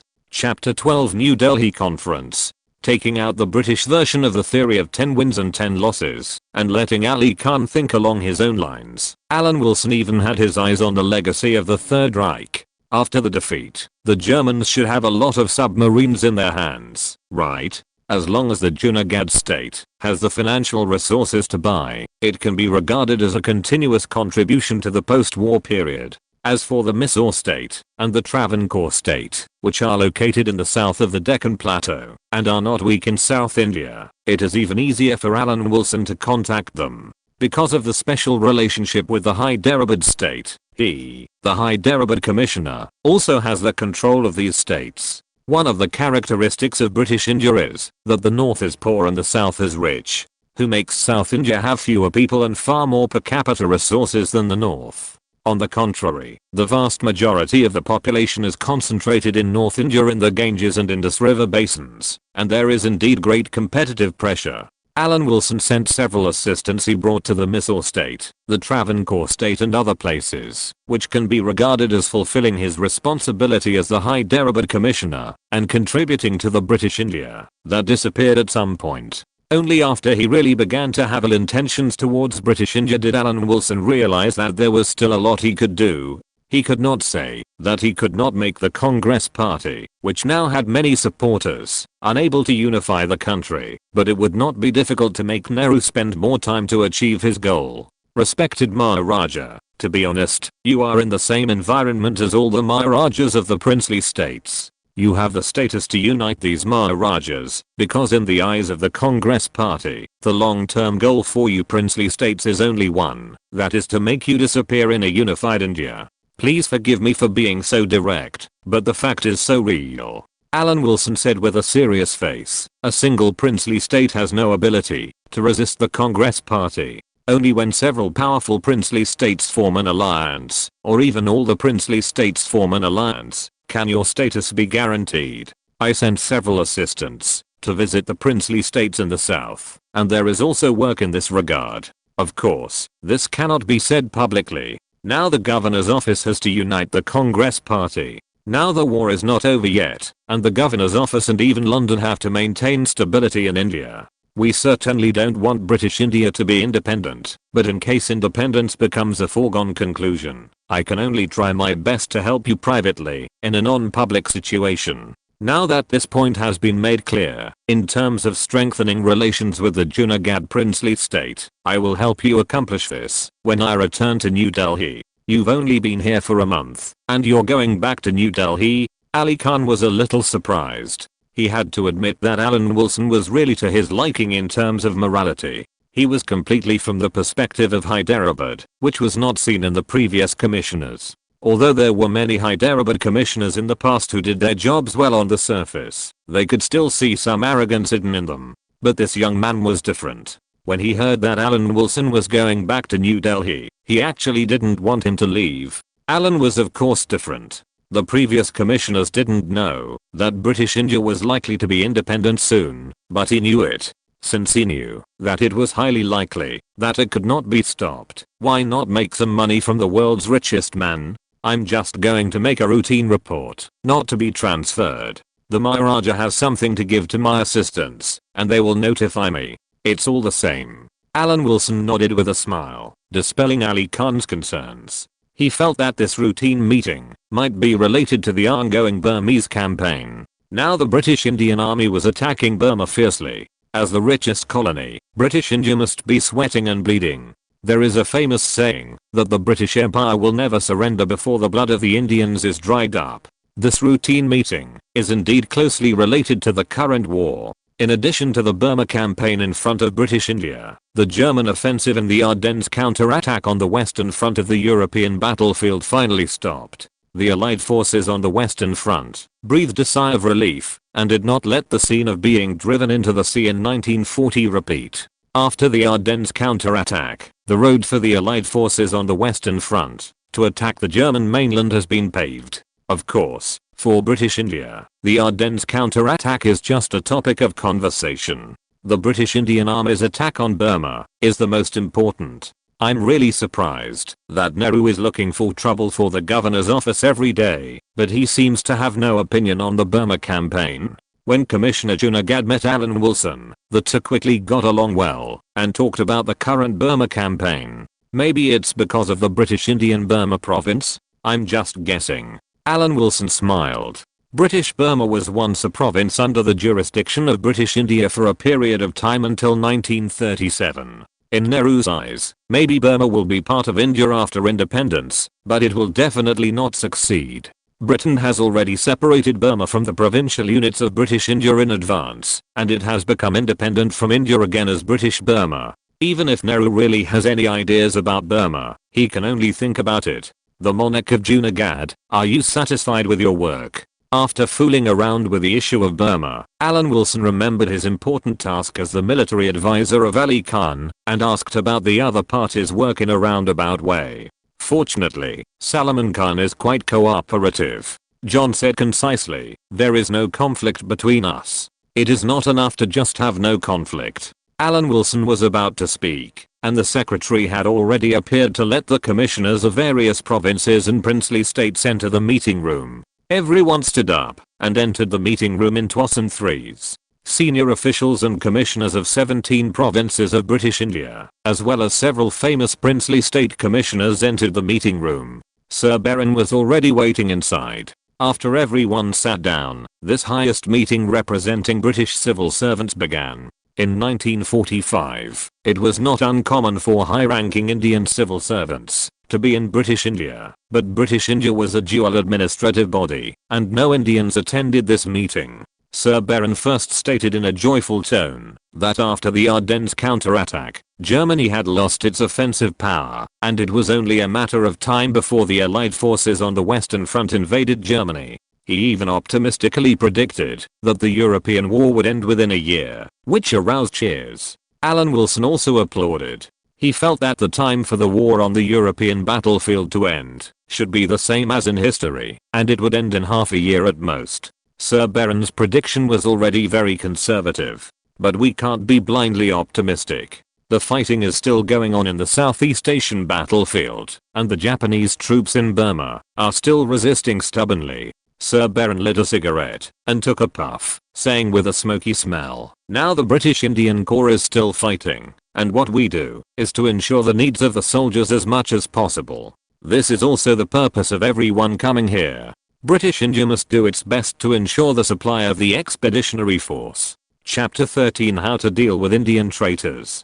This is the main purpose of this civil service meeting. The subtext is to make money. The British Empire will never surrender before the last drop of Indian blood is shed. Of course, there is no problem with this. Most senior officials think that this matter is not difficult to handle. However, senior officials in Bombay and Bengal provinces expressed the hope that the Congress party will give clear support on this matter. Needless to say, the Bengal province has only been 2 years since the Bengal famine. To support the war in Burma, the Bengal province, which is very close to Burma, must bear the heavy responsibility, which requires the support of the Indian elite. That is, the full support of the Congress party. The relationship between British India and the Congress party is not very harmonious. They are wary of and use each other. You know, the Bengal senior official Burke also said, in fact, the mutiny created by Indian soldiers was quickly suppressed, but this trend cannot but be worrying. As early as July 1942, the Congress party made a request for complete independence to the British authorities. The document it drafted pointed out that, if Britain did not agree to its request, mass disobedience would break out. Subsequently, the Bombay meeting of the Central Committee of the Congress Party passed the Quit India resolution, marking the official start of the Quit India movement. The movement was large-scale. It started with peaceful demonstrations, denial of authority, and weakening of the British war achievements. Then large-scale protests broke out across India and workers were called on to go on strike. At the same time, the Japanese occupation of Burma posed a threat to British India, which really frightened many people in British India. Fortunately, the movement was eventually quelled. Alan, what's going on in Hyderabad? Sir Baron turned to Alan Wilson, hoping to get good news from him. Sir Baron, judging from the Hyderabad princely state and other small princely states under its jurisdiction, the monarchs of these princely states are still very supportive of the Governor-General's office and the management of British India. There is no doubt about that. Alan Wilson stood up and reported in a moderate voice, I believe that most princely states are the same. They have always regarded British India as an important force to ensure order in South Asia. They are different from the Congress and the Muslim League. Sir Baron nodded, and then John stood up and said, the Junagadh princely state and the West Coast princely states are also calm, which is much more reassuring than many areas where the Congress has established influence. It seems that things are not too bad. Sir Baron nodded, and then said worriedly, there is another problem. Although it has not appeared yet, we must be on guard against it. It is the Governor-General's expectation of us to come up with a solution as soon as possible. How to deal with the Indian National Army.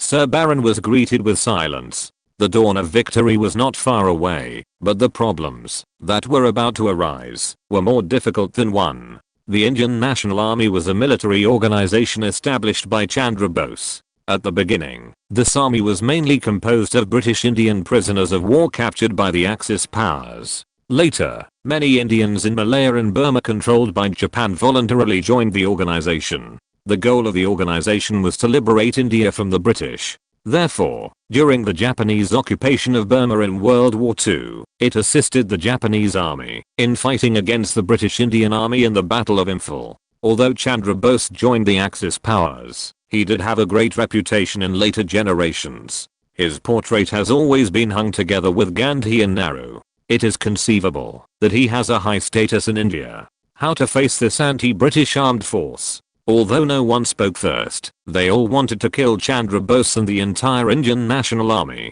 It's still a war. It's too early to talk about it, but if this problem arises, using Indian soldiers to guard these so-called National Army soldiers is not a good idea. Burke, a senior official of the Bengal province, said, many Indian soldiers are with these soldiers who are inclined to the Axis powers, which may contribute to the spread of dangerous ideas, which is not good for the British Empire. In fact, they can be allowed to stay in Burma, so that they can be isolated. For most of the Indian National Army soldiers, we can completely assume that they don't exist. As for how the Burmese treat them, we can ignore them and not ask.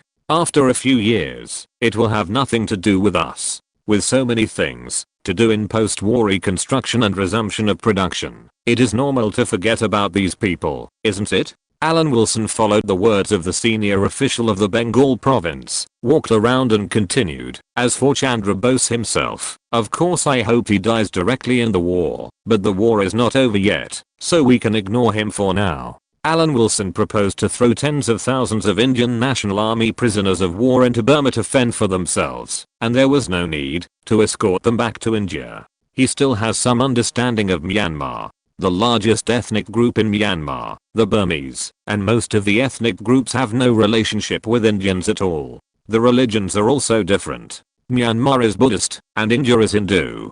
Don't think that Buddhists must love peace. Chinese Buddhists also had in-depth exchanges with Buddhists after the 3 wars and one Zhang, and then they realized Buddhism and became Buddhas. Myanmar Buddhism has never been destroyed, and now there are still murders and arson. Moreover, due to the political status and human resources of British India, the British Empire generally used South Asians to govern other colonies when managing colonies. The name of red-headed Indians was even known in the Magic City concession, not to mention other British colonies. During the British colonial period of India and Burma, after occupying Burma, a large number of Indians were moved to Burma. At that time, Indians not only had an advantage in economy, but also occupied stronger political resources for a time. They were opposed to local Burmese in religion, race, and interests. It was inevitable that the two sides would have hostility and conflict. Later, after breaking away from colonialism, the Burmese government has always been unfriendly to Indians, such as not allowing them to join the army and suppressing related cultural customs.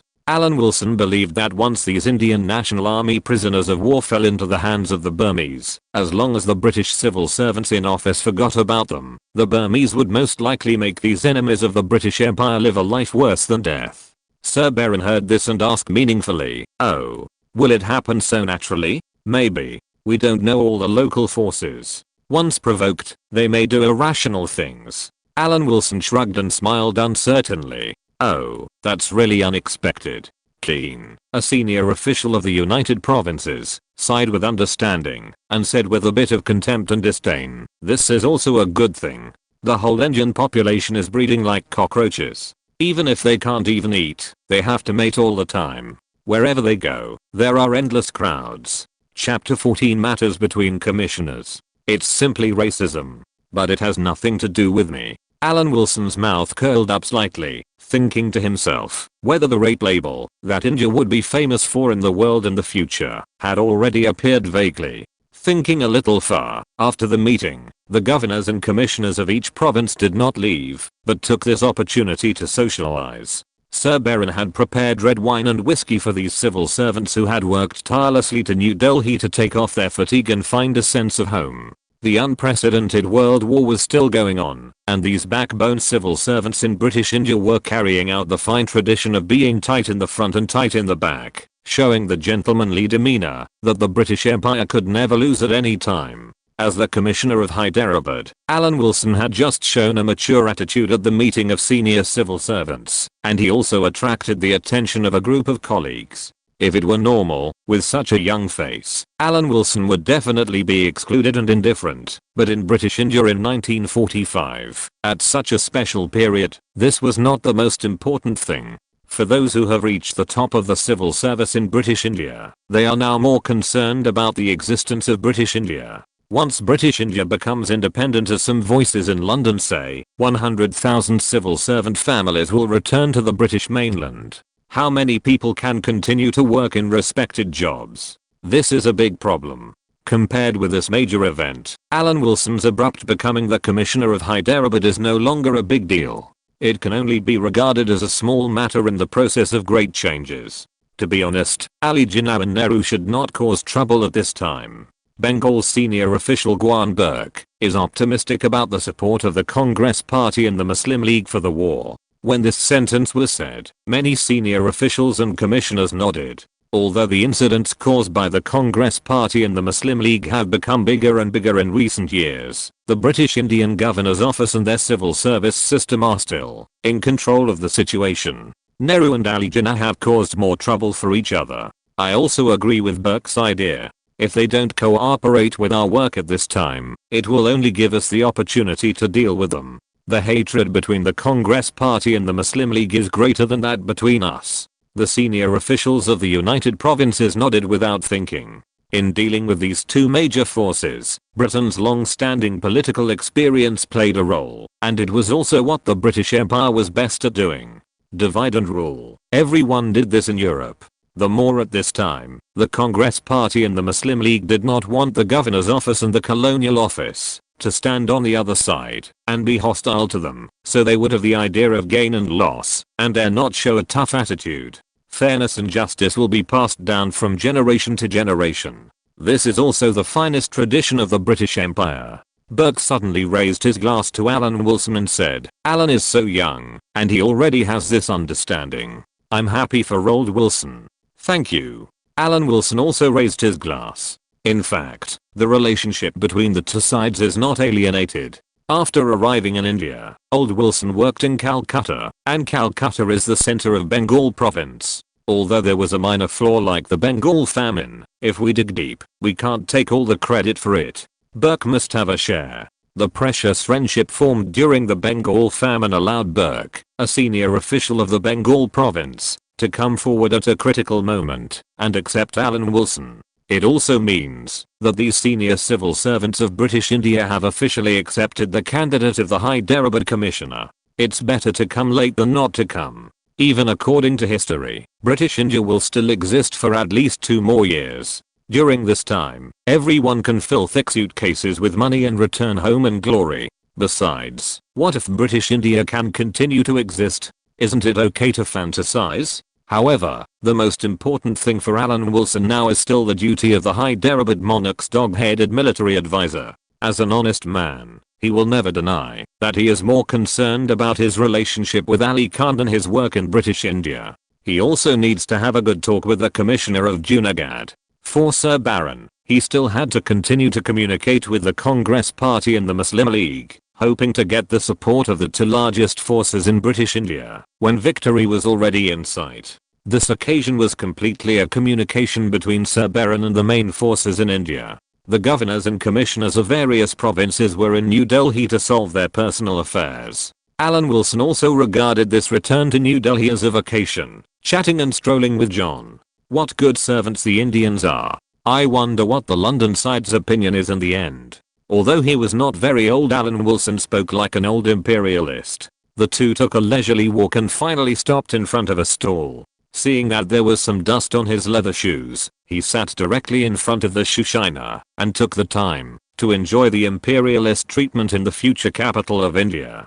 John followed suit and sat down to solve the employment problem of the Indian people. The two British gentlemen chatted casually on the land of the colony, as if no one was around. No matter what the final result is, we can't go back empty-handed. In fact, it's a good thing that we work in the princely state. The local Maharaja is skeptical of the Congress Party and the Muslim League. At this time, he needs our support. We can also use this support to solve our own problems. Looking at the shiny leather shoes, Alan Wilson was quite satisfied. He took out the rupees in his hand and rewarded the Shushina with a humble smile. He thought to himself, how did he come to the time when the British Empire was declining? What bad luck. The good days will not last long. Alan Wilson himself cannot be criticized for his backward thinking. If a person can stretch out his hands for clothes and open his mouth for food, who would choose to work hard? Ali Khan wants to promote some kind of princely alliance. If this is accomplished, you and I will be greatly thanked. Alan Wilson lowered his voice and said, I believe you, John. Also know that Junagadh state has a better position among these princely states than Kashmir, which is larger in area. Junagadh state is located on the west coast, not far from Mumbai. Such a good location is much better than remote Kashmir. It is not small in area and has a good geographical location. Mr. Ali Khan very much hopes that when facing the Congress Party and the Muslim League, he will have the help of Junagadh state.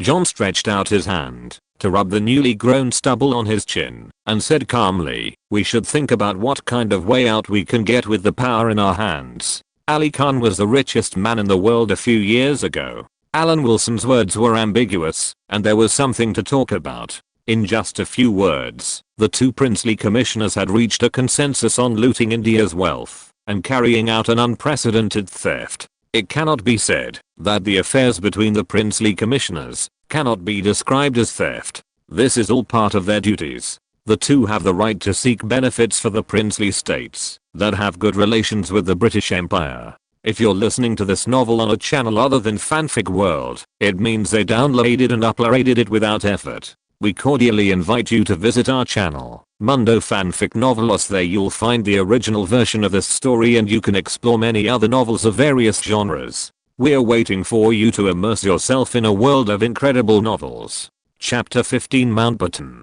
Once the Hyderabad state and the Junagadh state formed an alliance in a certain sense, they could attract many powerful states to join. No matter what the Congress and the Muslim League thought, the worst result would be the same as history, unable to stop the rolling wheels. However, as long as India could disintegrate the princely states for a few years, he felt that he was worthy of Ali Khan and returned to Britain with a clear conscience. Soon, news about the communication between Sir Baron and the Congress and the Muslim League came.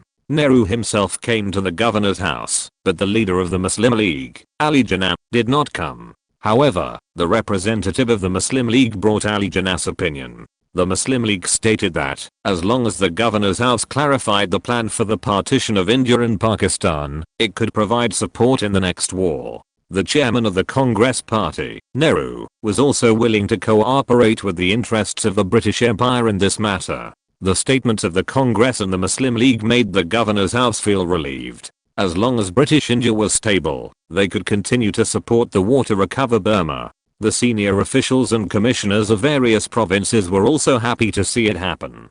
Compared with supporting the war, the Congress and the Muslim League are now more concerned about the upcoming Central Legislative Council election. Democracy is a good thing. The more chaotic the situation, the more it can play a buffering role and be used for bargaining. It is really unexpected that the Congress and the Muslim League can express their support so quickly. John was moved. In his impression, this kind of cooperation has long been extinct. Before coming to British India, he heard that the relationship between the Congress and the Muslim League was not bad more than 20 years ago. Nehru and Ali Jinnah are not ordinary people. In fact, it can be vaguely felt that the governor's office is slightly biased towards the Muslim League. Alan Wilson spoke briefly and did not go deeper into the topic. Although Nehru only went to the Soviet Union once and could only be regarded as a passing visitor, judging from the operations after India's independence, Nehru was really influenced by the Soviet Union, and many of his policies were variants of the Soviet Union. As for Ali Jinnah, he was a completely closed Western leader. In terms of faith, both of them were heretics in their own faith. Who would have thought that Nehru, a Hindu intellectual, had a special liking for the Soviet Union, which shouted equality? It even affected India for decades. Ali Jinnah was a Shah of the Peace Church, which was completely a minority in the world of the Peace Church, and the same was true within British India. His ability to be the leader of the Muslim League was almost like a cheat. From these two people, Alan Wilson suddenly discovered that history really needs to rely on heresy to advance. Compared with the Roman Catholic Church in the Middle Ages, the Anglican Church in the UK is undoubtedly a heresy, but it started the Industrial Revolution first. Britain's attitude towards the Muslim League and the Congress Party must be to support the Muslim League a little to prevent the Congress Party from dominating. From the perspective of the entire Eurasian continent, independent India certainly cut off the connection with the world of the Peace Church. But Britain did not want India to become uncontrollable, so it used the Muslim League and later Pakistan to contain India. Alan Wilson remembered that Pakistan appeared in the name of the Dominion of Pakistan at the beginning of the partition of India and Pakistan, and it was not officially established until the 1950s. The two princely commissioners are not concerned about the current situation of the two major local forces in British India. The most important thing for the two is to make money. After Alan Wilson's words, John is very concerned about the princely alliance. No one can say whether British India will exist in the future and how long it will exist. Preparations should be made early. The two Maharajas are both pacifists. They really should get together. I can arrange a meeting between the two Maharajas after I go back, and I will also go to Hyderabad at that time. John said with a thoughtful look. If both of us show up, communication may be smoother. We are the commissioners of the princely states. It is not a bad thing to consider the interests of the princely monarchs. Alan Wilson spread his hands as if he wanted to kill the thief, but was powerless to save the situation. Maintaining the influence of the British Empire is a reason why we do this. Snap. John took out a match, rubbed it, and lit a cigarette for himself, intoxicated. That's right. That's what I want to say. We should also return to our respective princely states. No matter what we do, it takes time. I agree. Let's go and say goodbye to Sir Baron. Alan Wilson thought about it and felt that it was meaningless to stay in New Delhi. Anyone he met was more senior than him. It would be better to return to Hyderabad and be a British gentleman. It was no longer clear whether the two people were more British civil servants or private advisors to the princes of the princely states. They came to Sir Baron's office all the way. It went smoothly. When they opened the door and were about to speak, Sir Baron, who was holding the microphone, frowned and said, "He's not here, okay?" He looked up and saw the two people coming in. He sorted out the documents and said directly, "My personal secretary is not here because of something. Can Alan help me send this document to the commander-in-chief? I'm willing to serve." Alan Wilson, who was about to say goodbye, could only agree reluctantly. The commander-in-chief mentioned by Sir Baron was the current commander-in-chief of the Southeast Asia Theatre, the famous Mountbatten. When mentioning Mountbatten, we have to talk about the halo surrounding him. Mountbatten's great-grandfather was Grand Duke Ludwig II of Hesse-Rhine, and his grandfather was Prince Alexander Battenberg. His maternal great-grandfather was Prince Karl, son of Ludwig II, and his maternal grandfather was Grand Duke Ludwig III of Hesse-Rhine, the cousin of Prince Alexander Battenberg, and his maternal grandmother was Princess Alice, the second daughter of Queen Victoria. Mountbatten had relatives in the royal families of Britain, Denmark, Greece, Russia, Germany, Belgium, Bulgaria, Yugoslavia, Romania, Portugal, Spain, Sweden, and German princes such as Hesse-Rhine and Mecklenburg. In addition, as a direct descendant of Queen Victoria, Louis Mountbatten was one of the presumptive heirs to the British throne when he was born. His order of succession was after Princess Maud, the youngest daughter of Edward VII, who later became the Queen of Norway, and Kaiser Wilhelm II of Germany, but before Queen Victoria's three youngest daughters and their descendants. Mountbatten came to India 2 years ago and took up the post of commander of the Southeast Asia Theatre. However, according to the news from the theatre command, there is basically not much for the commander-in-chief to worry about in the battle plan. Compared with the Indian Colonial Office and the Governor's Office, which were always in operation, Mountbatten was very idle. Chapter 16. Are you teaching me how to do things? Considering that the counterattack in Burma is currently underway, Alan Wilson thought it was not difficult to deliver a document. After arriving at the headquarters, he realized how wrong he was. Mountbatten was not there. Alan Wilson did not know what was in the file bag. Out of caution, he drove directly to Mountbatten's residence in New Delhi. A Southeast Asian theatre commander was not in the headquarters. If it was someone else, Alan Wilson might feel dereliction of duty, but this person was Mountbatten, and he felt that it should be so. Who let him really have a deep background and not do his job properly? Whether the victory of the Imphal battle had anything to do with this Southeast Asian theatre commander was a well-known fact in British India, and Alan Wilson did not feel surprised. Going to Mountbatten's residence, he was also strictly interrogated by guards. After all, Mountbatten's identity deserved such protection. During the interrogation of the guards, Alan Wilson suddenly remembered that Mountbatten seemed to be assassinated in the end. Thinking about Mountbatten's advantages, he couldn't remember them for a while. If he had to be serious, he might be anti-Japanese for his whole life. From a distance, the first thing that caught the eye of Mountbatten's villa was the imposing gate, white wooden fence, pointed reddish-brown roof, and freshly trimmed lawn. It was hard to imagine that such a mansion was in New Delhi. Even in the future capital of India, the old city of Delhi was full of beggars, and the air was filled with the smell of Indian characteristics, which was completely different from the British residential area in New Delhi. Alan Wilson stood in front of the villa door, coughed softly, calmed down and knocked on the door. After a while, just when he thought that there was no one inside, and he could go home to Hyderabad, the door opened. A girl opened the door, looked at the uninvited guest, and said with a vigilant look in her eyes, "Who are you? What are you doing here? Do you know where this is?" Alan Wilson was confused by these 3 rapid-fire questions. His left hand holding the file bag did not move, and his right hand maintained the posture of knocking on the door. Considering that such a large villa must have servants and the like, Alan Wilson narrowed his eyes and threatened, "Hasn't anyone taught you to be polite as a girl? I'm here to deliver confidential documents to Commander Mountbatten, and I must hand them to him in person. You go and play somewhere else." He shook off the prestige of the Hyderabad commissioner, which surprised the little girl in front of him. She asked unconvincedly, "Do you know who I am? You are obviously an underage girl. Don't disturb me at work.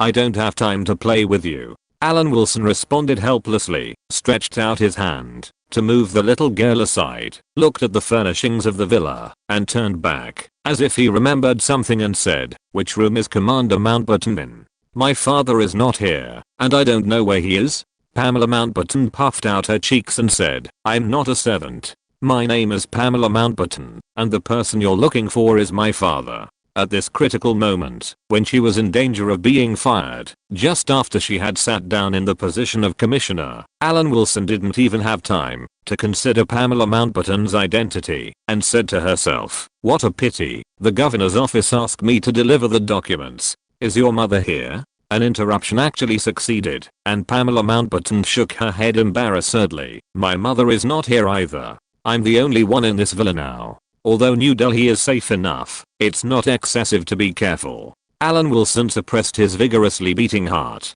It was not that he felt love coming, but that he realized who this little girl was. He said with a straight face and pretended to be relaxed, "You have to know that this is a wartime. You, a girl at home, should ensure your own safety. Don't think that the war is far away from New Delhi." Even within British India, supporters of the Congress Party and the Muslim League often break out in vendettas, and the severity is beyond your imagination. Alan Wilson threatened Mountbatten's daughter, and his words were naturally half true and half false. He mainly used deliberate concern to make her stop talking nonsense after her father came back. This was not an exaggeration. Although Britain had already entered the constitutional monarchy stage, members of the royal family should not point fingers at civil servants, but it also depends on who they are.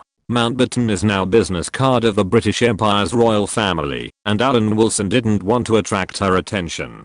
A few words successfully diverted Pamela Mountbatten's attention. Alan Wilson told her maturely that she should be alert to danger, but it attracted Pamela Mountbatten's suspicious eyes. "You don't seem to be a senior civil servant at your age." "Well, I just look young. I went to college 6 years ago." Alan Wilson recalled the time. Yes, he completed the pre-college course in 1939. Then there was a series of things such as the Blitzkrieg in Poland and coming to the East. "Then you are too young. I think you are less than 20 years old."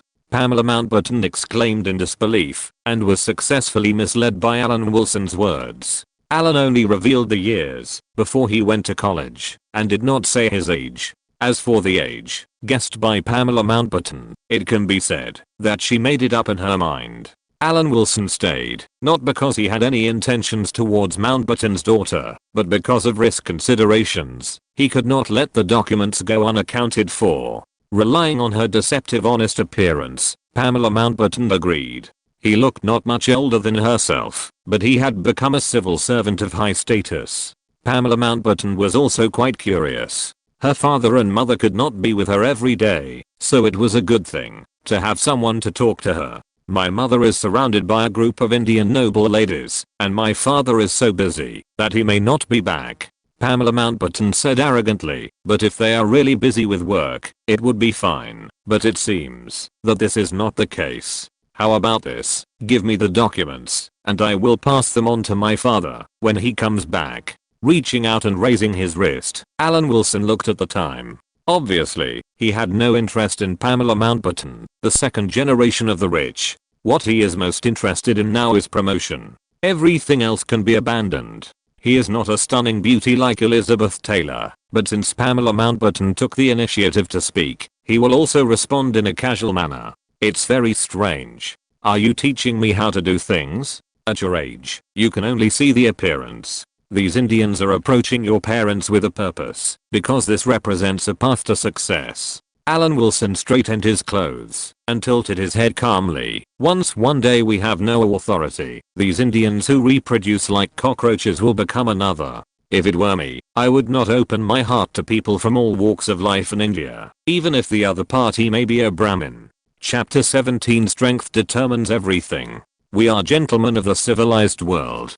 Don't look at problems from the perspective of local castes. Pamela Mountbatten looked strange. How could this young civil servant speak like an old man? There are many beautiful things in the world, but the other party turned a blind eye. Every day, the two major religions are fighting, and we British have indeed colonized here. If one day we leave, do we still expect Indians to thank us? Alan Wilson chuckled and said, "As British, we know exactly what Britain has done here. British India once wanted to establish a more efficient management system before the Indian uprising.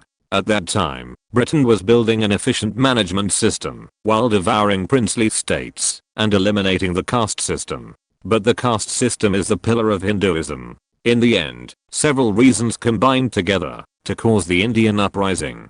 British India also officially appeared after the Indian uprising. After that, the Governor-General of British India officially gave up his previous idea, retaining the princely states and the princely states to coexist peacefully, and no longer wanted to do anything about the caste system. Even if the British sent more colonial officials, they would always be at a disadvantage in terms of numbers. Therefore, the caste system just happened to facilitate their colonial rule, allowing them to more easily find out which ethnic groups were the upper class that needed to be won over and bribed, and which were the lower class people who only needed to serve as cheap labor. The traditional caste system's restrictions on personal occupations also made it convenient for the British to plan which ethnic groups would do which physical labor, and what positions the upper class who were bribed with benefits should occupy in the colonial government. The British Empire ruled India not to provide welfare and spread equality for all. They retained this system of stratifying people, which was essentially the same as classifying animals in zoos for easy captivity. After a long investigation, British India officially absorbed castes into British Indian law and strengthened them. As for British citizens, they enjoy all the rights and interests of the Indian high castes, but they are not in any caste. In short, they want all the benefits and they must be above the caste system. Miss, don't trust any of the upper class people in the colonies. They all have their own agenda. Once we leave, they will incite the lower class people to curse us. This is inevitable. Alan Wilson held a file bag and slapped the table again and again. Don't look at how peaceful they appear to be. They are all fake. Nehru is one of the representatives. Nehru? When Pamela Mountbatten heard this name, she seemed to have heard her mother mention it. Why hasn't the Commander-in-Chief of the Southeast Asia Theatre come back yet? Although Alan Wilson had prepared for a career in civil service, she happened to accept a task that was not very reliable. The task was actually reliable, but Mountbatten was a little unreliable. Or I can help you hand it over to my father. You won't distrust me, right? Pamela Mountbatten stretched out her hand and raised it in front of Alan. No, it's just that I feel more at ease handing it over in person. This may be the distribution of materials that British India supports the Burmese war. In principle, it should not be known by Indian politicians. Alan Wilson hesitated and handed it to Pamela Mountbatten, as if he had made a great decision. I'm not a civil servant of the governor's office. I have to rush to Hyderabad in the next few days. I will leave it to you. Don't worry, I will definitely hand it over to my father in person, and will never let my mother see it.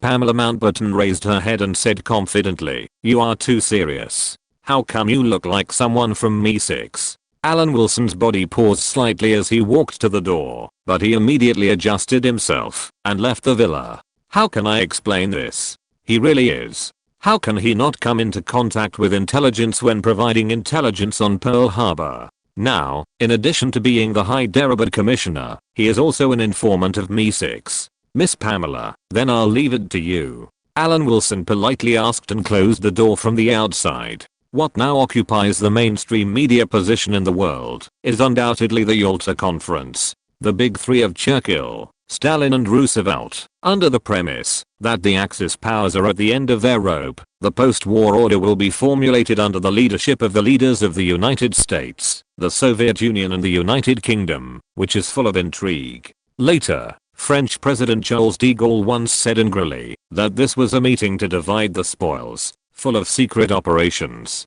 However, in the eyes of Alan Wilson, it is nothing more than the lack of French cake on the table of dividing the spoils that makes him so dissatisfied. Going back 30 years, France had a place in the big three after World War I. Britain and France joined forces to snub President Wilson of the United States, so that the United States, which was still a little immature in the international arena, did not get what it wanted. Sir Baron, it seems that the Prime Minister has not obtained the understanding of President Roosevelt on some issues. Mountbatten crossed his legs, looked gloomily at Sir Baron and the Governor General of India Wavell, who was in the same room, and said sadly, shouldn't we Britain and the United States be on the same front? Sir Baron's face changed slightly, cleared his throat, and organized his words. Commander Mountbatten, politics is a very complicated thing. Each country has its own different interests. At this stage, when the war is not over yet, the Prime Minister must first ensure the integrity of the United Front. In this process, we must maintain superficial harmony with the Soviets, at least before defeating Germany. As for the Americans' ideas, we also look at this issue from a mature political perspective. Before the war is over, we should not be too harsh. Alan Wilson rolled his eyes. Sir Baron used superb words, and seemed to have said a lot of things, but in fact he said nothing. In fact, the current consistency between the United States and the Soviet Union on many issues can only be explained by one reason, that is, the Americans and President Roosevelt believed that the Soviet Union was stronger than Britain, so they listened more to the other side's propositions. Strength determines everything. But it was hard for Sir Baron and the British present to admit that the Soviet Union was more important in the eyes of the Americans. As for why Alan Wilson did not return to Hyderabad but stayed here, it was a good question, and he also wanted to know. In fact, the benefits we can exchange with the Soviet Union are no less than those of the Americans. Governor Wavell sighed, but on the issues of Poland and Greece, the two sides are in a stalemate. Mountbatten slapped his head, shook his head, and was unwilling to bother with this matter. He turned his eyes to Alan Wilson and looked at him and said, "You are younger than I thought. No wonder Pamela kept talking about you. But Alan, my daughter is still young. She is only 16 years old. You entered my villa privately and stayed with her for such a long time, which is not in line with gentlemanly manners. Of course, you are the Hyderabad commissioner at the age of 21, which is not bad, but there is a gap with me. As for appearance, there is also a gap. If there was a gun in his pocket now, Alan Wilson might consider shooting this narcissist, although the other party was right." Chapter 18. The but determines the head. So this was the reason why he was called here. Alan Wilson squinted his eyes and whispered, "I'm just delivering a document. Am I so easy to deceive?" Not noticing Alan Wilson's approving look, Mountbatten said arrogantly, "If you didn't have any ideas, why did you stay in my villa for an entire afternoon, and specifically go there when no one else was around? You deserve to be blown to death by the Irish." Alan Wilson almost blurted out, explaining, "I don't know where the commander-in-chief is, and I don't know where his wife has gone. I just happened to see Pamela. My assistant was very busy and not in the governor's mansion at the time, so I asked Alan to send her over." At the critical moment, it was the historical and cultural appraiser Sir Baron who spoke up. "Alan is young, so he is very careful in doing things. It is very normal for him to wait for you to come back when he saw that you were not in the villa. It makes sense, but speaking of that." Mountbatten glanced at Alan Wilson and said, "He is only 21 years old according to the file, and he has already been the Hyderabad commissioner. It is very rare." Mountbatten, who was born with a golden key, did not have any special emotions. He simply sighed and immediately forgot about the matter. He began to ask about the Yalta Conference again, and finally said, "Judging from the current progress, the war in Europe should end earlier than in Asia. So we should recover as many colonies as possible, as soon as possible, so that we can show the authority of the British Empire in front of the world." Governor Wavell thought and said, "The Burmese war will get the full support of British India." Alan Wilson didn't listen to these words. He just wanted to return to Hyderabad as soon as possible. The commissioners of the Junagadh state had already left New Delhi. The planning of the princely alliance was the real serious matter. "Oh, Alan, when are you going to go back?" Sir Baron asked, as if he had just remembered. "Sir Baron, I can't wait to get into the work." Alan Wilson looked eager to fight. This office was really not suitable for him. He was like an outsider, listening to the big shots, and feeling good about himself. "Indeed, Hyderabad also needs you." Sir Baron nodded, knowing that Alan Wilson had stayed in this office long enough, and gave Alan Wilson a step to leave. Before leaving the office, he could still hear Mountbatten mumbling, "My daughter is still a little too old. This narcissist." After closing the door, Alan Wilson's mouth twitched, and he walked out of the governor's mansion with his hands in his pockets. The first problem facing British India at present is the upcoming Battle of Mandalay, which is also the most concerned thing for Mountbatten. As the commander of the Southeast Asia Theatre, he did not want the great merit of regaining Burma to fall into the hands of others and all the glory belong to himself. For this reason, Mountbatten adjusted the command level of the British Indian Corps. General Giffard was dismissed by Mountbatten and replaced by Lieutenant General Lees. Lees was also a famous general with outstanding military exploits. He was the 30th commander of Montgomery's 8th Army in the North African and Italian battlefields. After Montgomery left Italy, Lees was the next commander of the 8th Army. The person who cooperated with him was General Slim, who commanded the Battle of Imphal. Slim also had his own unique ideas about the dry season offensive. Before this, he only had this famous victory in Imphal, and because of the defensive nature of the Battle of Imphal, he was more or less regarded by London as a cautious and steady commander. In fact, Slim's strategic goal has always been only one: to strike the main force of the Japanese field army, without caring about the gains and losses of land and famous towns. Adjusting the relationship between the British Expeditionary Force coming from the North African battlefield and the local British Army is what Mountbatten is most worried about at present, which is more troublesome than protecting his daughter. In the expected Battle of Mandalay, the opponent of the British Indian Corps is the main force of the Japanese Burma Front, the Japanese 15th Army. Logistical supplies and deployment have been supported by the British India, and now is the time to avenge the shame. In this atmosphere of impending storm, the tireless Hyderabad Commissioner left New Delhi and arrived in Hyderabad a few days later.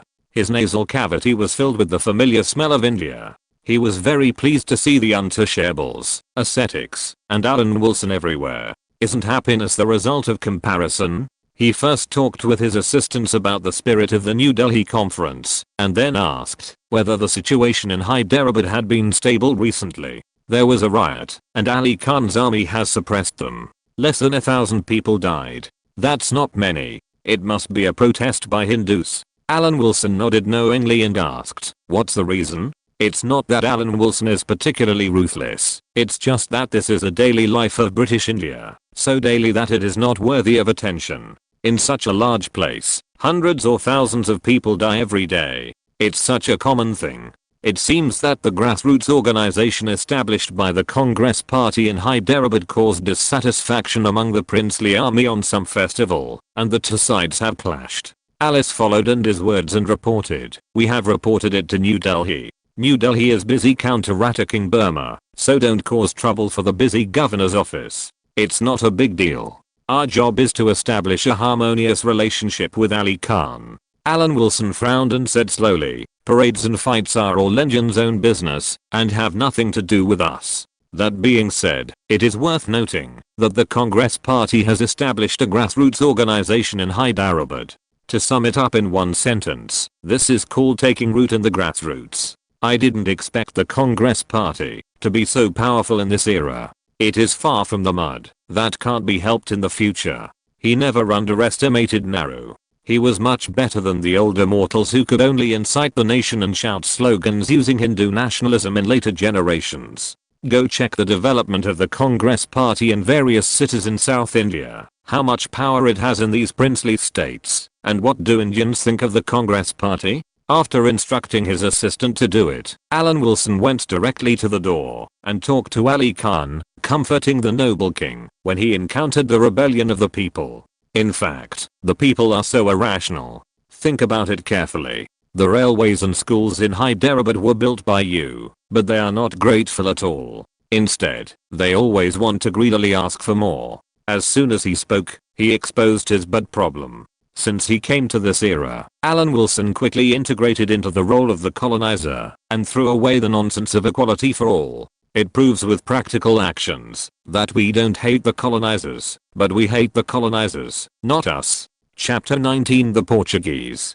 Just after returning from New Delhi, the commissioner comforted the monarch of Hyderabad. Ali Khan breathed a sigh of relief and said, these supporters of the Congress Party are too much. Let's not talk about it. What's the news in New Delhi now? Counter-attack Burma and launch the Battle of Mandalay. Alan Wilson answered concisely, with the cooperation of the Allies, let Burma restore peace. This certainly cannot be done by others. It's not that he deliberately downplayed the role of other allied forces. The main force to recapture Burma was the British Army. Even if the Americans took sides, it would not change the balance of power. The main force that annihilated the Japanese army in Burma was the British Expeditionary Force. Oh, by the way, I met the commissioner of the Junagadh state and have already talked to him. Find a time to talk privately about the future of the entire India. Alan Wilson brushed aside the war in Burma, and he didn't have to fight on the front line himself. He now had more important things to do, such as the princely alliance. Ali Khan's eyes lit up. This was also what he was most concerned about at the moment, especially after the Congress Party supporters made trouble this time. He couldn't help but thank him. Although Commissioner Allen is young, he always shows sincerity in doing things. I want to give you a small gift. Ali Khan quickly returned to his room and then held an ancient ring in his hand, which was inlaid with rubies. British India has the title of the jewel in the crown of the British Empire, which is actually the literal meaning. India itself is famous for producing gems. Before diamonds were discovered in South Africa and Brazil, India was the world's gem production and processing site in the agricultural era. How can I accept this? Alan Wilson seemed to be embarrassed to refuse, but he took Ali Khan's ruby ring without hesitation and exclaimed, "I can see the ancient history and splendid culture from it." Like Sir Baron, he, the Hyderabad commissioner, has also become a well-known appraiser.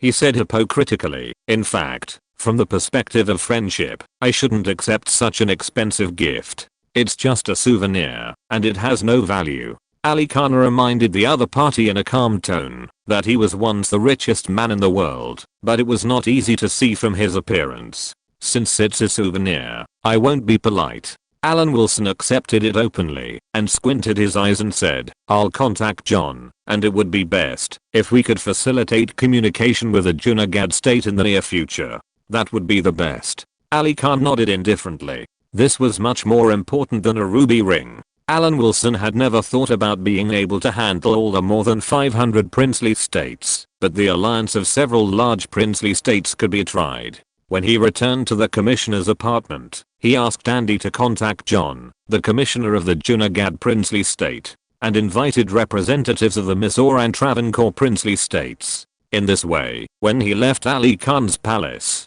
he, the Hyderabad commissioner, got another Bengal tiger skin. Ali Khan's financial officer said that the Deccan Plateau was not warmer than New Delhi, and he should pay attention to keeping warm. Alan Wilson did not notice this. It was indeed quite cold when he first came, but now it is almost the dry season. Of course, he still smiled and accepted Ali Khan's gift.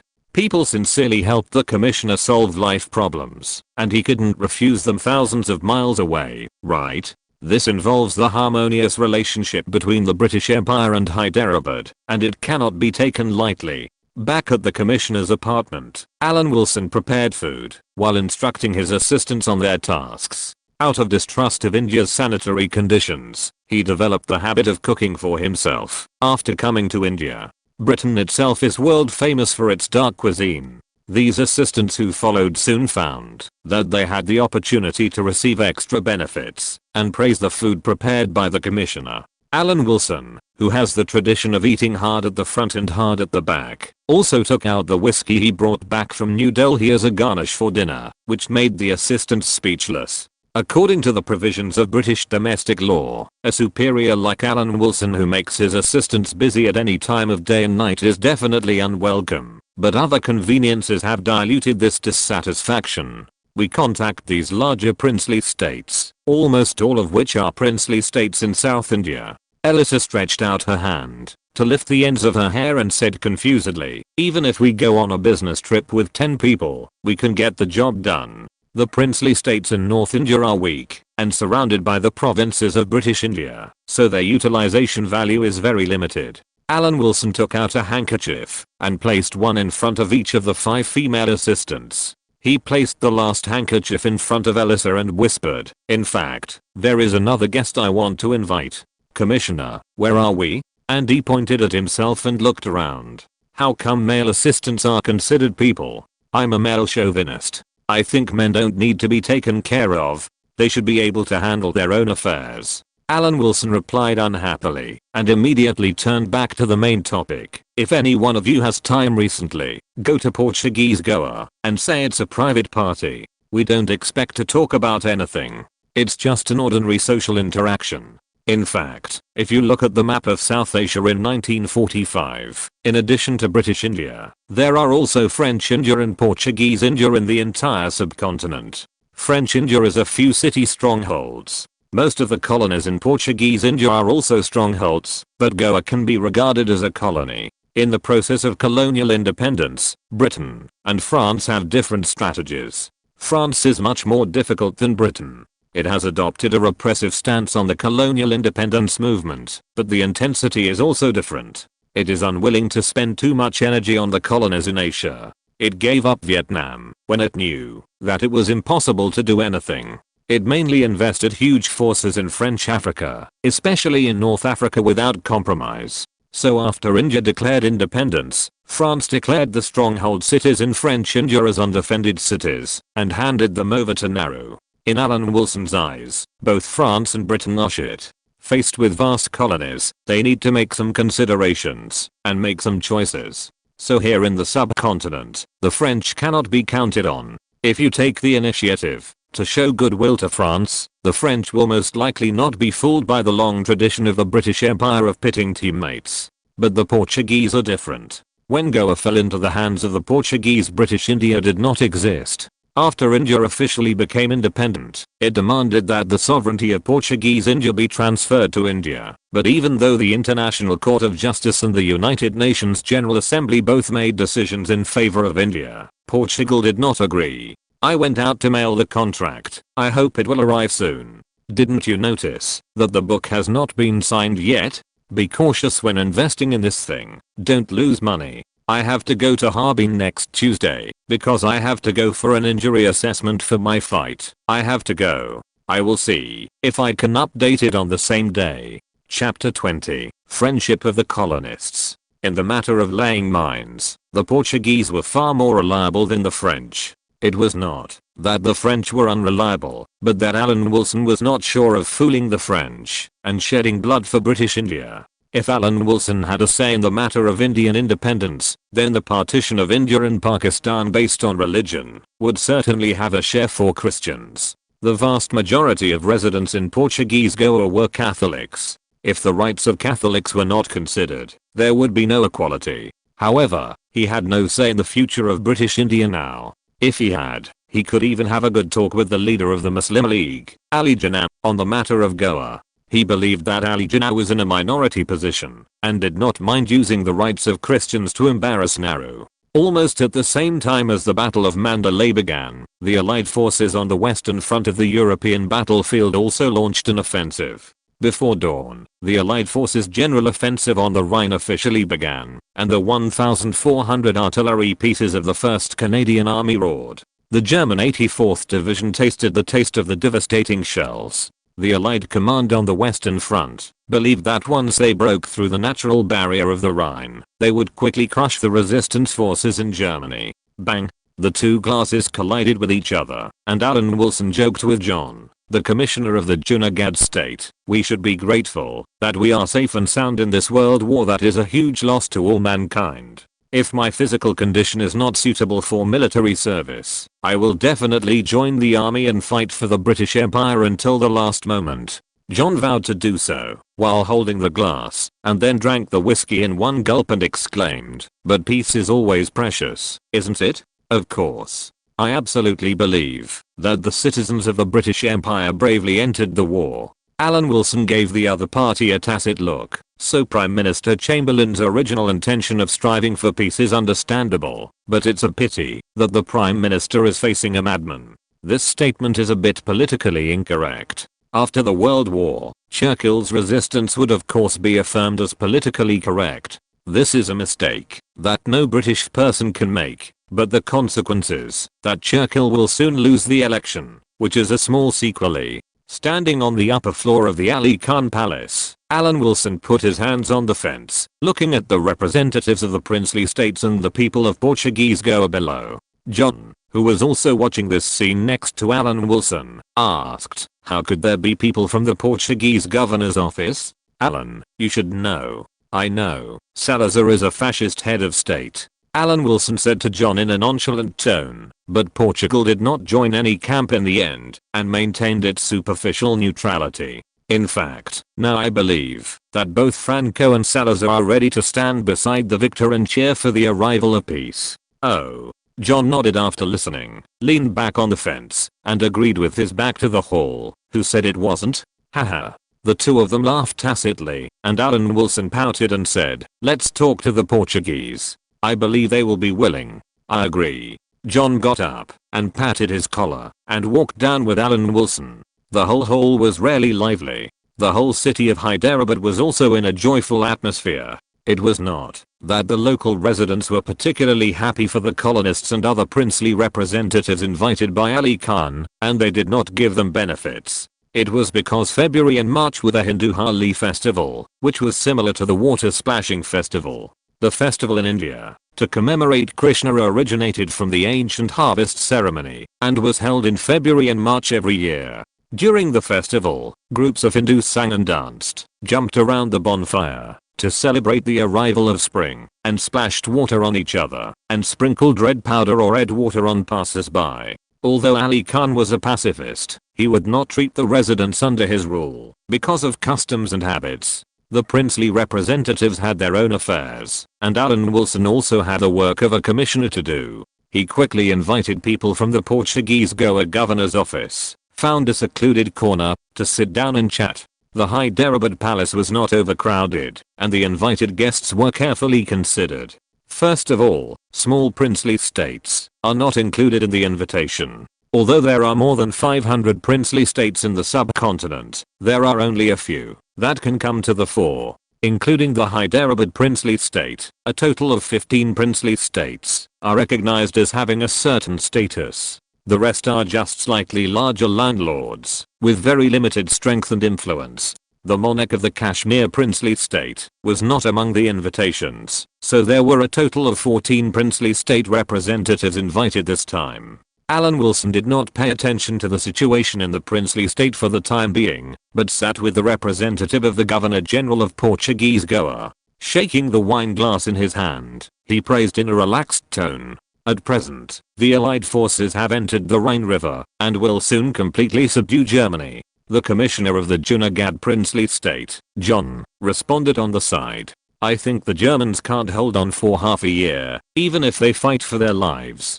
Maybe the citizens of London are ready for champagne now. Alan Wilson looked very confident, showing the arrogance of the old imperialists. If it was an American, he probably wouldn't fall for it, but it would be different if it was a Portuguese. No matter what time it was, Britain had always been one step ahead of the Portuguese. The comparison of strength was so stable. The lesson this world war taught us is that we must completely make the Germans no longer pose a threat to world peace in terms of their hearts and strength. John sang the same tune beside him, as if the disintegration of Germany was imminent. The two of them, one red-faced and the other white-faced, spoke nonsense in front of the Portuguese representative, as if the powerful Third Reich was destroyed in the midst of their conversation, leaving the Portuguese Pedro in front of them at a loss for words, and could only nod with an awkward smile. Speaking of this, we must thank Mr. Salazar for his friendly neutrality in the war. Alan Wilson spoke the word friendly neutrality very seriously, with his eyes fixed on the Portuguese representative in front of him. Everyone knows that Salazar and Franco, similar to the two leaders of the Axis powers, had long been wavering between the Allies and the Axis powers, and almost became a member of the Axis powers. Alan Wilson said it was a compliment to the Portuguese, but it was more like sarcasm. Just when Pedro was a little embarrassed, John persuaded him appropriately. In fact, it doesn't matter from the perspective of the country. Every country should think about its own country, right, Pedro? Chapter 21 Portuguese Goa. Yes, yes.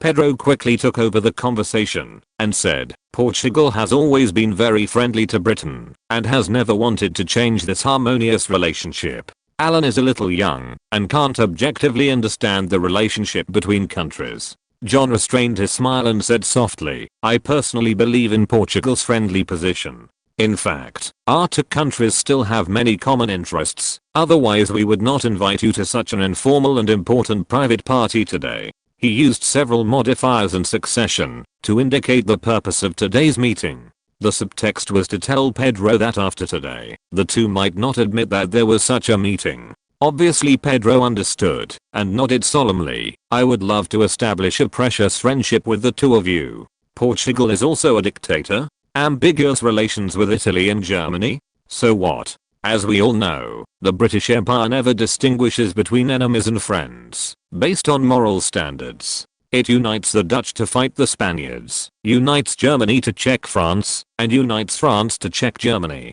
This is the tradition of the British Empire. Portugal was not strong enough to be valued by Britain. Just because Salazar was a dictator? Would Britain cause trouble for Portugal? The old men in London did not have such high moral standards. So after a brief attack, John felt that the atmosphere was about right and went straight to the point, expressing his willingness to maintain the current relationship with the Portuguese, especially on the issue of the subcontinent. Here in South Asia, we Britain and Portugal actually have common interests. After all, we are European countries. The world's colonial empire is not limited to the British Empire. In addition to Germany and Italy, many countries have many colonies. What will be the future position of these colonies? Alan Wilson tilted his head and looked at John, nodded. This is a very important issue. We also hope to maintain the current harmonious relations. The British Empire has always adopted a tacit attitude towards Portuguese Goa and has not paid attention to Goa, but Indian politicians would not think so. John shrugged and spread his hands helplessly. The Congress Party means that it wants the sovereignty of the entire British India. This is a well-known fact. Another fact is that Portuguese Goa seems to also have grassroots organizations of the Congress Party. Alan Wilson smiled bitterly. This is more difficult to deal with. In short, in the near future, the Portuguese governor's office of Goa seems to face considerable problems.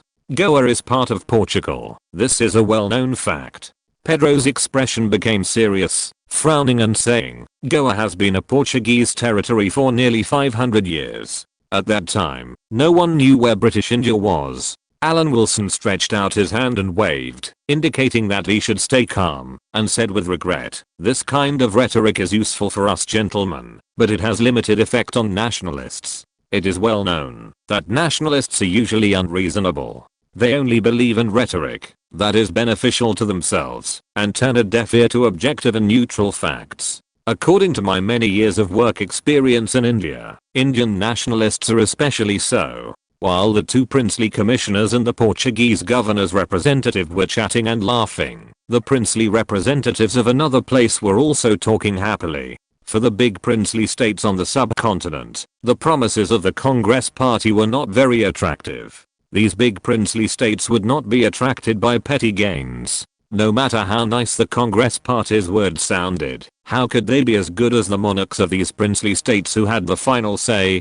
There have always been alliances between the princely states, just like the relationship between the suzerain and the vassal. The situation in the South Asian subcontinent is very similar to the spring and autumn period in China, when the hegemonic state led the small states to deal with everyone's problems together. These alliances are usually carried out in private, but it is extremely rare for most of the large princely states to appear this time. And this time is different from the previous situation, because the representative of the Portuguese governor's office appeared. Actually, I'm a little puzzled. What can Goa do to help Britain?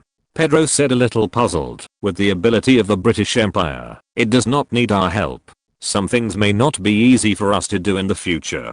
Alan Wilson said with a stylized smile. If Portugal has Goa, things may be much easier. This is not only helpful to us, but also good for Portugal. The glory of Portugal's age of discovery has completely become history, replaced by backwardness and poverty. Although centuries of overseas trade and colonization have brought countless wealth to Portugal, it has not ultimately translated into real development. These wealth are concentrated in the hands of the royal family, nobles, and clergy, similar to another neighboring country, Spain, where a civil war broke out, and Franco came to power. Most of them are used for luxury consumption rather than production, so the actual living standards of the people have not improved much. What's worse, the influx of wealth has also led to inflation, making Portuguese products uncompetitive in the European market, resulting in a serious trade deficit, and Portugal has become the most backward country in Europe. The Republicans in power did not change this situation. Salazar took advantage of the situation to step onto the historical stage and carried out difficult reforms through dictatorship. Portugal has improved slightly, but it is still the most backward country in Europe. However, this depends on who is compared. Portugal's backwardness refers to backwardness within Europe. What about British India? The level is not as good as Portugal. British India is defined as a dumping ground for British industrial products. The first step is to kill India's traditional textile industry. Most of the South Asian market is occupied by Britain, but Portugal can always get a little benefit because of Goa. At present, Portugal is also a vested interest in the South Asian subcontinent. This is what Alan Wilson said. Portugal and Britain have common interests. It is not a bad thing to promote Portugal's cooperation with India and Britain to a certain extent. Tell me the truth. Do you think highly of the Portuguese? How much can Portugal's national strength help us? John asked his question after Pedro went to the representatives of the princely states. Obviously, he was not as calm as he seemed. Portugal is a country of strongman politics, and we are British democracy. Democracy is a thing that is discussed over and over again, and it is too late to come up with any opinions after discussion. Alan Wilson smiled and asked, do you think this is the truth? If Goa is in our hands and Britain is in the position of the Portuguese, what should we do if the Indians attack us? Speaking of which, in the book America, the protagonist had a Goa plan, but it was not written about that era. If you're listening to this novel on a channel other than Fanfic World, it means they downloaded and uploaded it without effort. We cordially invite you to visit our channel, Mundo Fanfic Novelos. There you'll find the original version of this story and you can explore many other novels of various genres. We're waiting for you to immerse yourself in a world of incredible novels. Chapter 22 4th Level Tactics. John groaned for a moment, then put himself into the context of the British political structure. It seemed that there was no time to react. He smiled bitterly and said, we can't just lose Goa without saying anything. That won't happen. We have to explain to the people how we lost Goa. Alan Wilson smiled and shook his head. John shook the wine glass in his hand and asked with a look of wanting to know more, how do you explain it? In the first stage, we declared that nothing happened. In the second stage, we said that maybe something happened, but we shouldn't take action. In the third stage, we said that maybe we should take action, but we can't do anything. Alan Wilson said, as if they understood each other. In the fourth stage, maybe we could have done something, but now it's too late. Will the people believe this explanation? It would be too stupid to believe it. John picked up the wine glass with some amusement and said, but then again, the British have never been so smart since ancient times. Of course my friend, stupid people are easier to deal with, especially for us. Otherwise, the governor's office would have abolished the caste system, and later discovered the benefits of this system, and began to strengthen it. Even the experienced governors general are still learning, aren't they? Alan Wilson took the wine glass handed over by John and continued, if we can get the Portuguese to stand on our side, even if India becomes independent, we still have a way. Bang.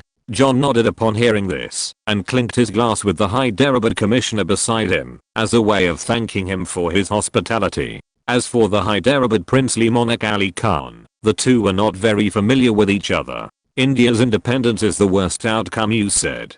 Given our current position, it is not too much to imagine the worst outcome.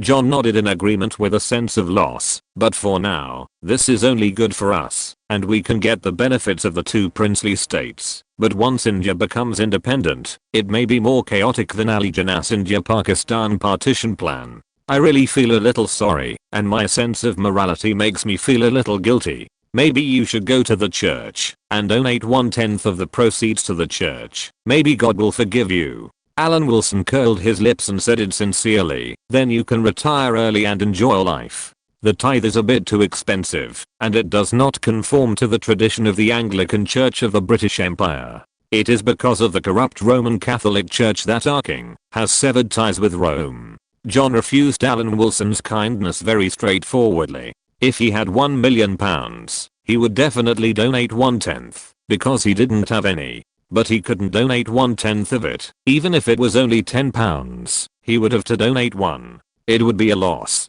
Aha. Alan Wilson didn't answer. Some things are seen through but not said. On the moral level, the two are equal. Otherwise he wouldn't have immediately got John's cooperation in the Junagadh state with just one proposal. For Ali Khan himself, this kind of luxurious banquet is absolutely incompatible with his life. But although he lives a simple life, as Alan Wilson judged, Ali Khan is very clear that the wealth he has now is firmly linked to the monarch of Hyderabad, and everything is not in vain. In order to consolidate his independent kingdom, some occasions that conflict with personal habits are not completely unacceptable. Just when Ali Khan was in a daze alone, Alan Wilson came to the inside of the palace and greeted him in a friendly manner. "Respected Maharaja, things seem to be going well at the moment, and I just talked to the Portuguese, and the results are very good." After that, Alan Wilson talked about the communication with the Portuguese. Ali Khan frowned and said, "If you British are all going to withdraw, how can the Portuguese help me? That's not the case. Portugal is a strongman politics, and it makes decisions faster than London. I believe you understand this, Maharaja. If the Portuguese can respond immediately and give London time to make a decision, wouldn't that be beneficial to you?" Alan Wilson said with a smile, "That's why we have to have good relations with the Portuguese, and given Goa's status, there is every reason to do so. India fought a war with the Portuguese to take back Goa. It was through this battle that Nehru felt that the so-called old-fashioned imperialism was nothing more than that. After confidently stepping into the road of a powerful country, he finally hit the Himalayas. If possible, Alan Wilson certainly wanted to help the Portuguese. At least the sovereignty of British India must not be handed over to the Congress Party. Even before handing over power to the Congress Party, they should find an opportunity to sign a treaty with the Portuguese, officially stating that Portuguese Goa was not part of British India. He and Pedro had just imagined this. If Alan Wilson was in Sir Baron's position, he would not have to think about it at all, and would immediately prepare to sign a treaty with the Portuguese. But he was only the commissioner of the Hyderabad state, and it was too big to make suggestions to New Delhi, so he called Pedro and asked the Portuguese governor's office to make suggestions to the British Indian governor's office from a diplomatic level. As long as this matter was discussed by the British Indian governor's office, the first step would be successfully completed.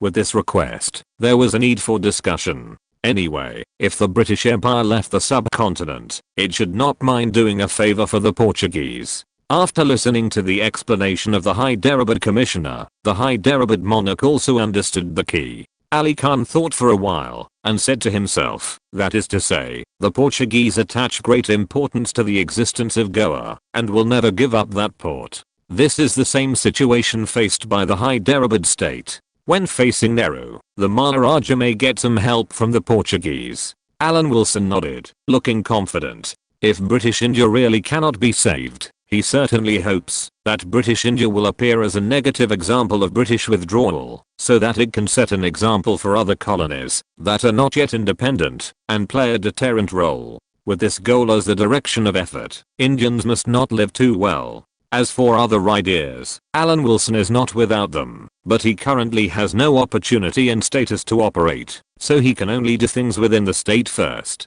As for whether British India later fell into a huge internal conflict, and how many huge casualties were caused by it, this has nothing to do with him, the Hyderabad commissioner. The dead are Indians, and he is British. By then, he has changed a department and started again, continuing his career.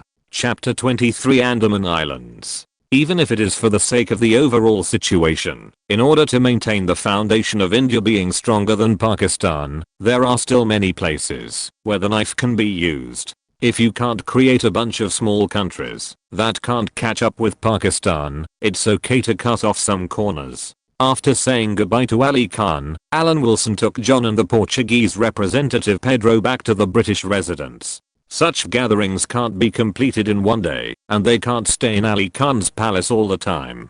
Commissioner, have a cup of black tea. I made it. Seeing that Alan Wilson was a little drunk, Alistair directly brought a cup of black tea. He had been following the commissioner for a long time, and he knew that his boss had some bad habits. For example, the taste of tea he drank was different from the milk tea of ordinary British people, but tea water. Oh, thank you, Alistair, you've worked hard.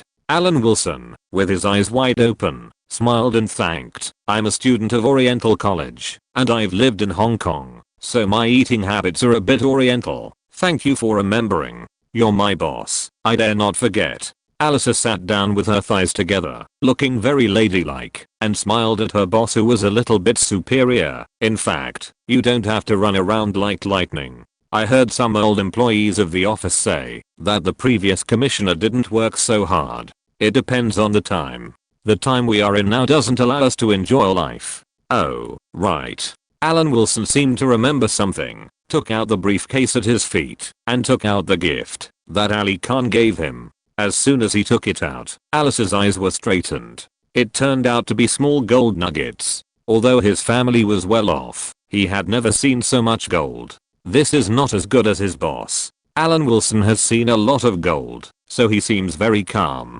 Go and call Andy and the others to divide the gold. Is it for the vast South Asian people to make contributions by bringing it from New Delhi to South India? Anyway, this is not my purpose. We want to think about our own lives and avoid living in poverty in the future. That's the purpose of our work. The gold that Alan Wilson took out was a small gold bar of 10 thalas.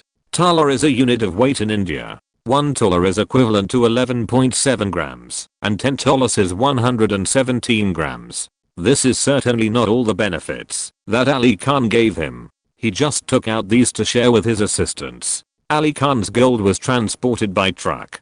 Compared with his huge wealth, this amount of gold is not worth mentioning at all. Soon the other 9 assistants came to Alan Wilson's office. Everyone's eyes seemed to be equipped with radar. They saw the gold on the table in an instant and could not move away. Everyone, come here, take one and keep it well. This thing is much more useful than rupees, and it is hard currency everywhere. Alan Wilson immediately gave his assistants a surprise so that they could share the joy of coming to work in Hyderabad. As for his own share, the assistants didn't need to worry about it, and it wasn't much. He was busy organizing the alliance of the princely states and even invited the Portuguese to attend the party. How could he be moved by a small reward?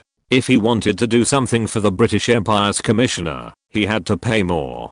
Commissioner, you've been so kind to us. And he was overjoyed holding the small gold bar. It's definitely the right decision to come to Hyderabad to work. Oh, really? Then don't complain behind my back. What is lightning, Alan? Alan Wilson laughed and scolded, then turned seriously and said, compared to local civil servants, we have a certain degree of freedom in British India, but whether we can return with a full load depends on ourselves. Okay, go and have a rest. You still have a few days to be busy. The Hyderabad commissioner, who had just been awarded the title of Lightning Alan, did not feel tired at all. On the contrary, because he had drunk a little wine, his mind was very active. At this time, Hyderabad was in darkness except for a few places. In this era, except for a few places in the big cities of South India, most areas had no electricity. Under the light, Alan Wilson, who was not tired, opened a map of British India to kill time, waiting for sleepiness to hit him and resting. It would be a pity if the Andaman Islands became independent with India, and Nehru couldn't get away with it.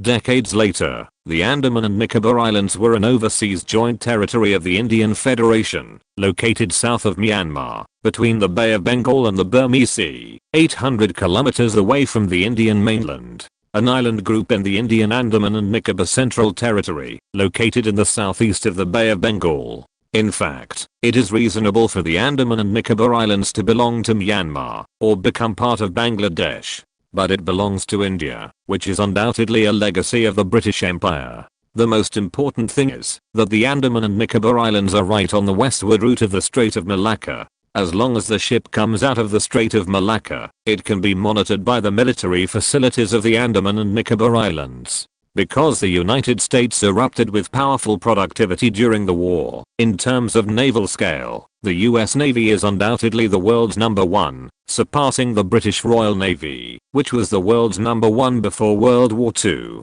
However, the current strength of the British Royal Navy is also the second in the world. The British Royal Navy is not a rival of the US Navy, but it also far surpasses the naval forces of other countries. The Japanese Navy is only close to the British Royal Navy in strength, but the Royal Navy's main strength is not in Asia. After all, in the eyes of the British, Malacca is close at hand. In the eyes of the Japanese, Gibraltar is far away. The world's first colonial empire is so arrogant. Now Alan Wilson looks at the location of the Andaman and Nicobar Islands, and his idea of cutting it off from British India is getting stronger and stronger. At least after the end of World War II, when the British Royal Navy was still strong, the status of the Andaman and Nicobar Islands was very important, far from being reflected by that little land area. The reason for choosing the Andaman and Nicobar Islands is that Alan Wilson thinks it is easier, because India will definitely not vigorously build a navy when it has just gained independence, and it may not have such an understanding.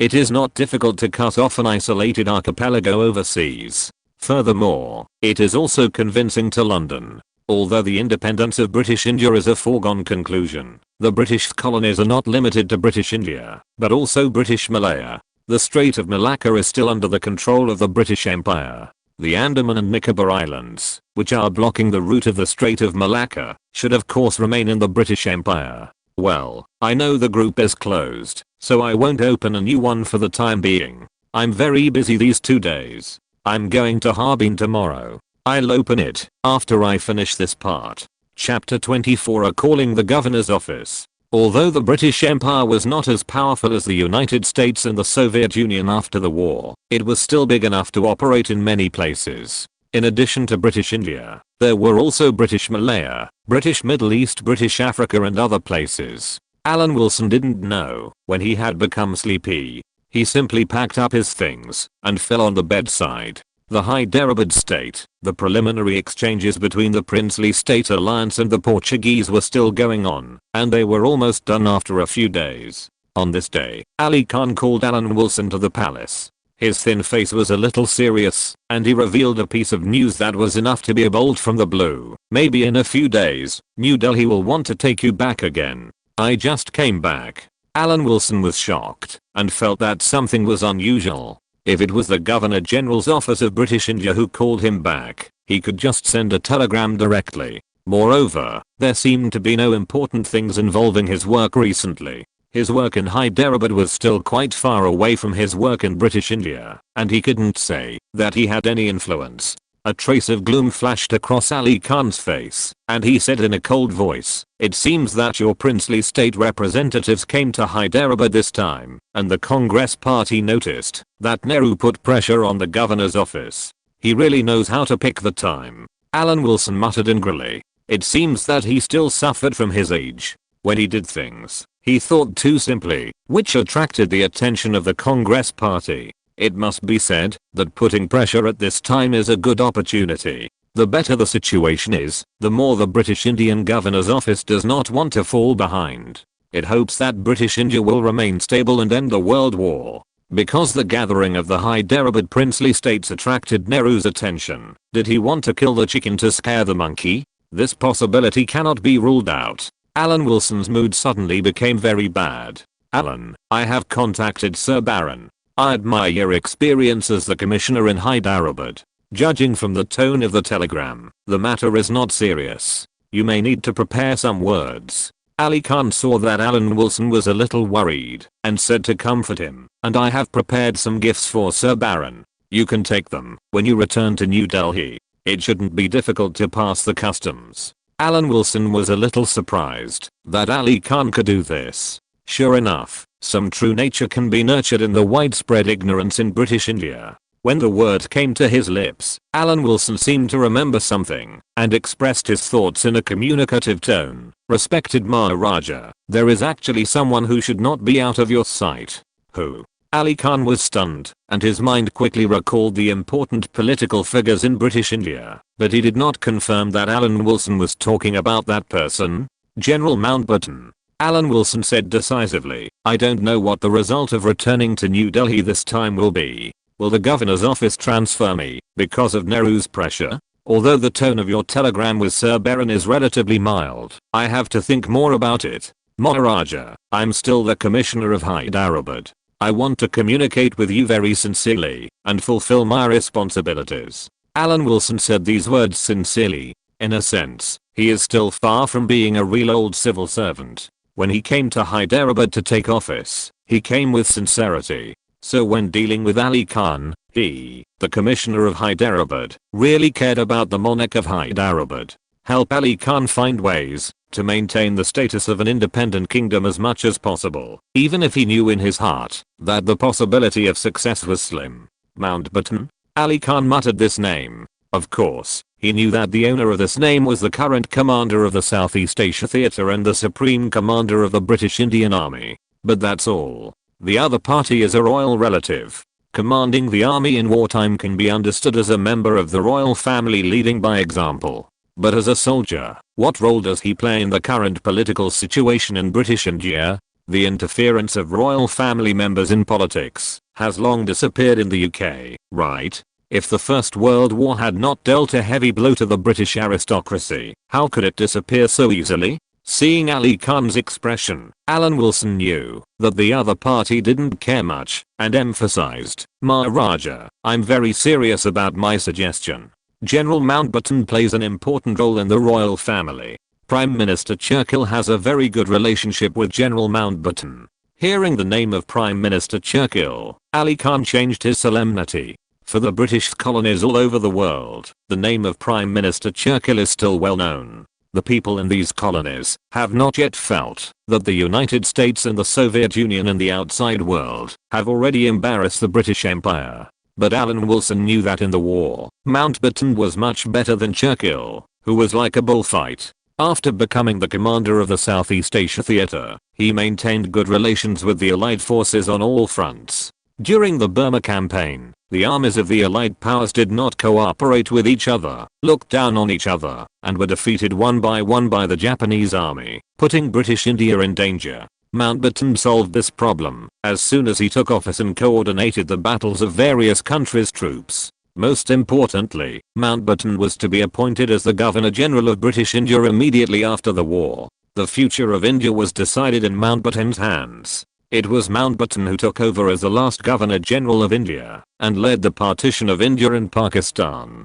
Soon the telegram from New Delhi arrived in Hyderabad. It was indeed as Ali Khan said, the wording was peaceful, but Alan Wilson, who had entered the primary stage of rhetoric, did not believe the content of the telegram. Mandarin was not only in certain specific countries. This time Alan Wilson returned to New Delhi, and Ali Khan gave Alan Wilson a bag of gold as a gift, and asked Alan Wilson to take it to the event. Alan Wilson, who had only been in office for 3 months, had to return to the heart of British India for the second time, and accept the uncertain fate of the future.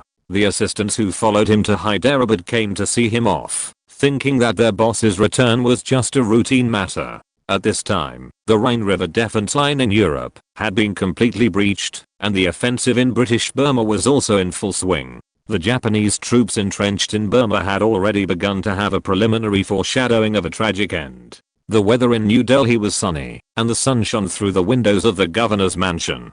Sir Baron hesitated, and finally said helplessly, "Why did you organize a gathering of princely states, and invite the Portuguese?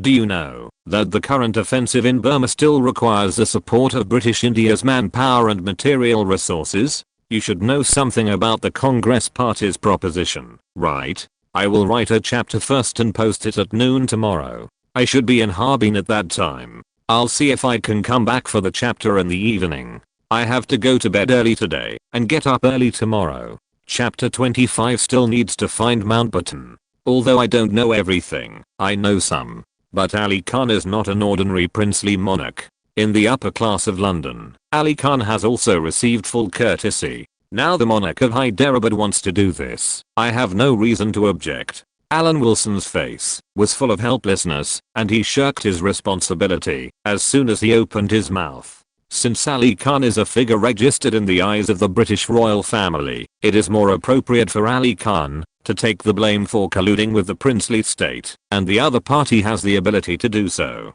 Although the British Empire is a monarchy, it is at least the source of capitalist countries. Therefore, they respect Ali Khan's monarchical title and value Ali Khan's huge wealth. Combined with the two, Ali Khan's value is very important in London. Although you are young, you are a quick learner in this area. Sir Baron smiled and pointed out Alan Wilson's words of shirking responsibility, took a deep breath and said, "But at this critical moment, I can't ignore Nehru's pressure. At present, the stability of British India is more important than anything else. Let me think about what to do. You must not go to General Mountbatten. He is very wary of you. I just sent a document." Alan Wilson sighed lightly and had to leave Sir Baron's office. As soon as he went out, he went straight to General Mountbatten's villa. Sir Baron's subtext was to find General Mountbatten immediately to find a solution.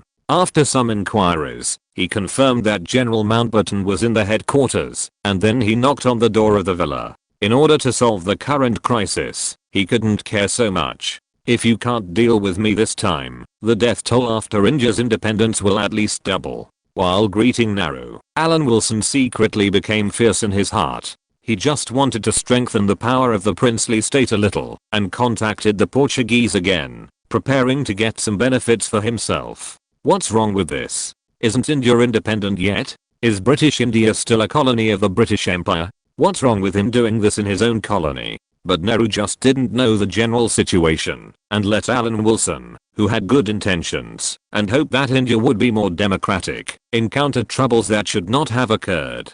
This is simply too hateful. After solving this trouble, he will definitely let Nehru know the consequences in the next time. Aren't you in South India? Why are you coming to my house again? What are you doing this time? As soon as Pamela Mountbatten saw Alan Wilson at the door, she asked three sole questions again. I hope that next time we meet, I won't face this kind of continuity problem. Alan Wilson looked at Pamela Mountbatten steadily, skipped her and glanced into the house. Can you let me in? I came here specially and brought you a gift. What is there in South Asia? In addition to some well-known specialties, this is also the hometown of gems and the ancient social world. The jewel in the crown also means literally to the British Empire. Before diamond mines were discovered in South Africa and Brazil, this place was also the center of diamond processing. Alan Wilson, who knew history, knew that this had not changed in the 21st century due to labor costs. The Hyderabad commissioner spent a lot of money on this trip and brought a large diamond from Ali Khan.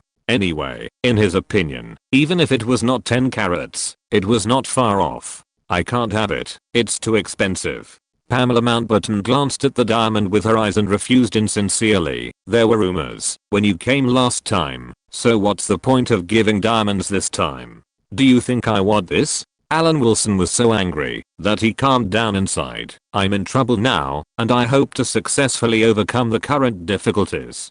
Then he told all the causes and consequences of organizing a gathering in the Hyderabad state, the reaction of the Congress party, and the whole story. Is it Nehru who wants to make trouble for you?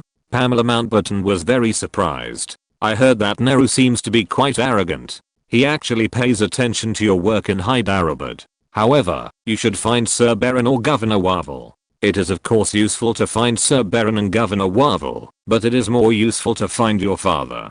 Alan Wilson looked like you should stop lying to me. The royal family of the British Empire is definitely not a decoration, at least not yet. Once upon a time, Alan Wilson would never have thought that he would bribe an underage girl. But the world is so wonderful. The most authoritative person in British India is Mountbatten, who is holding the British Long Ocean template.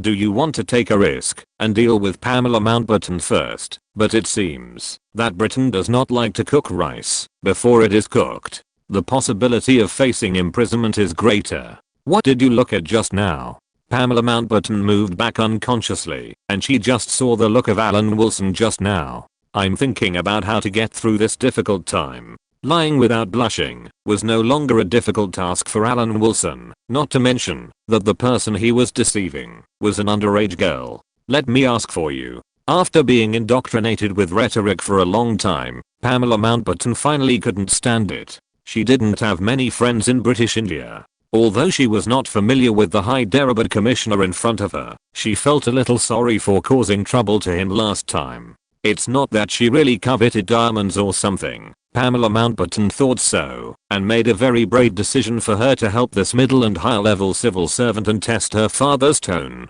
The atmosphere in the Governor-General's mansion of British India was very embarrassing. Governor Warvel was wearing a military uniform, which made him more like the commander-in-chief than Mountbatten in casual clothes. But this was also right, because the previous commander-in-chief of the Southeast Asian Light Forces was him.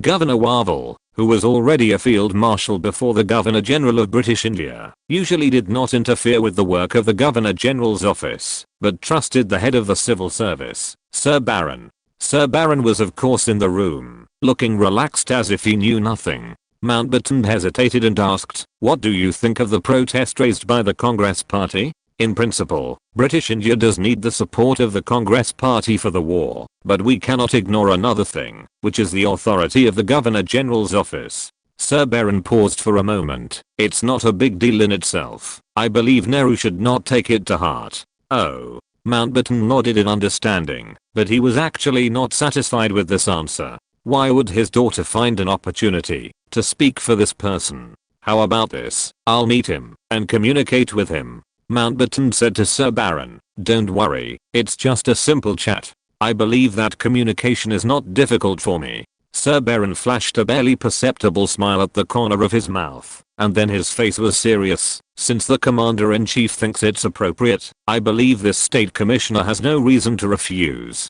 End of this chapter. Thank you very much for reaching the end. Don't forget to like. Looking for more exclusive content and immediate access?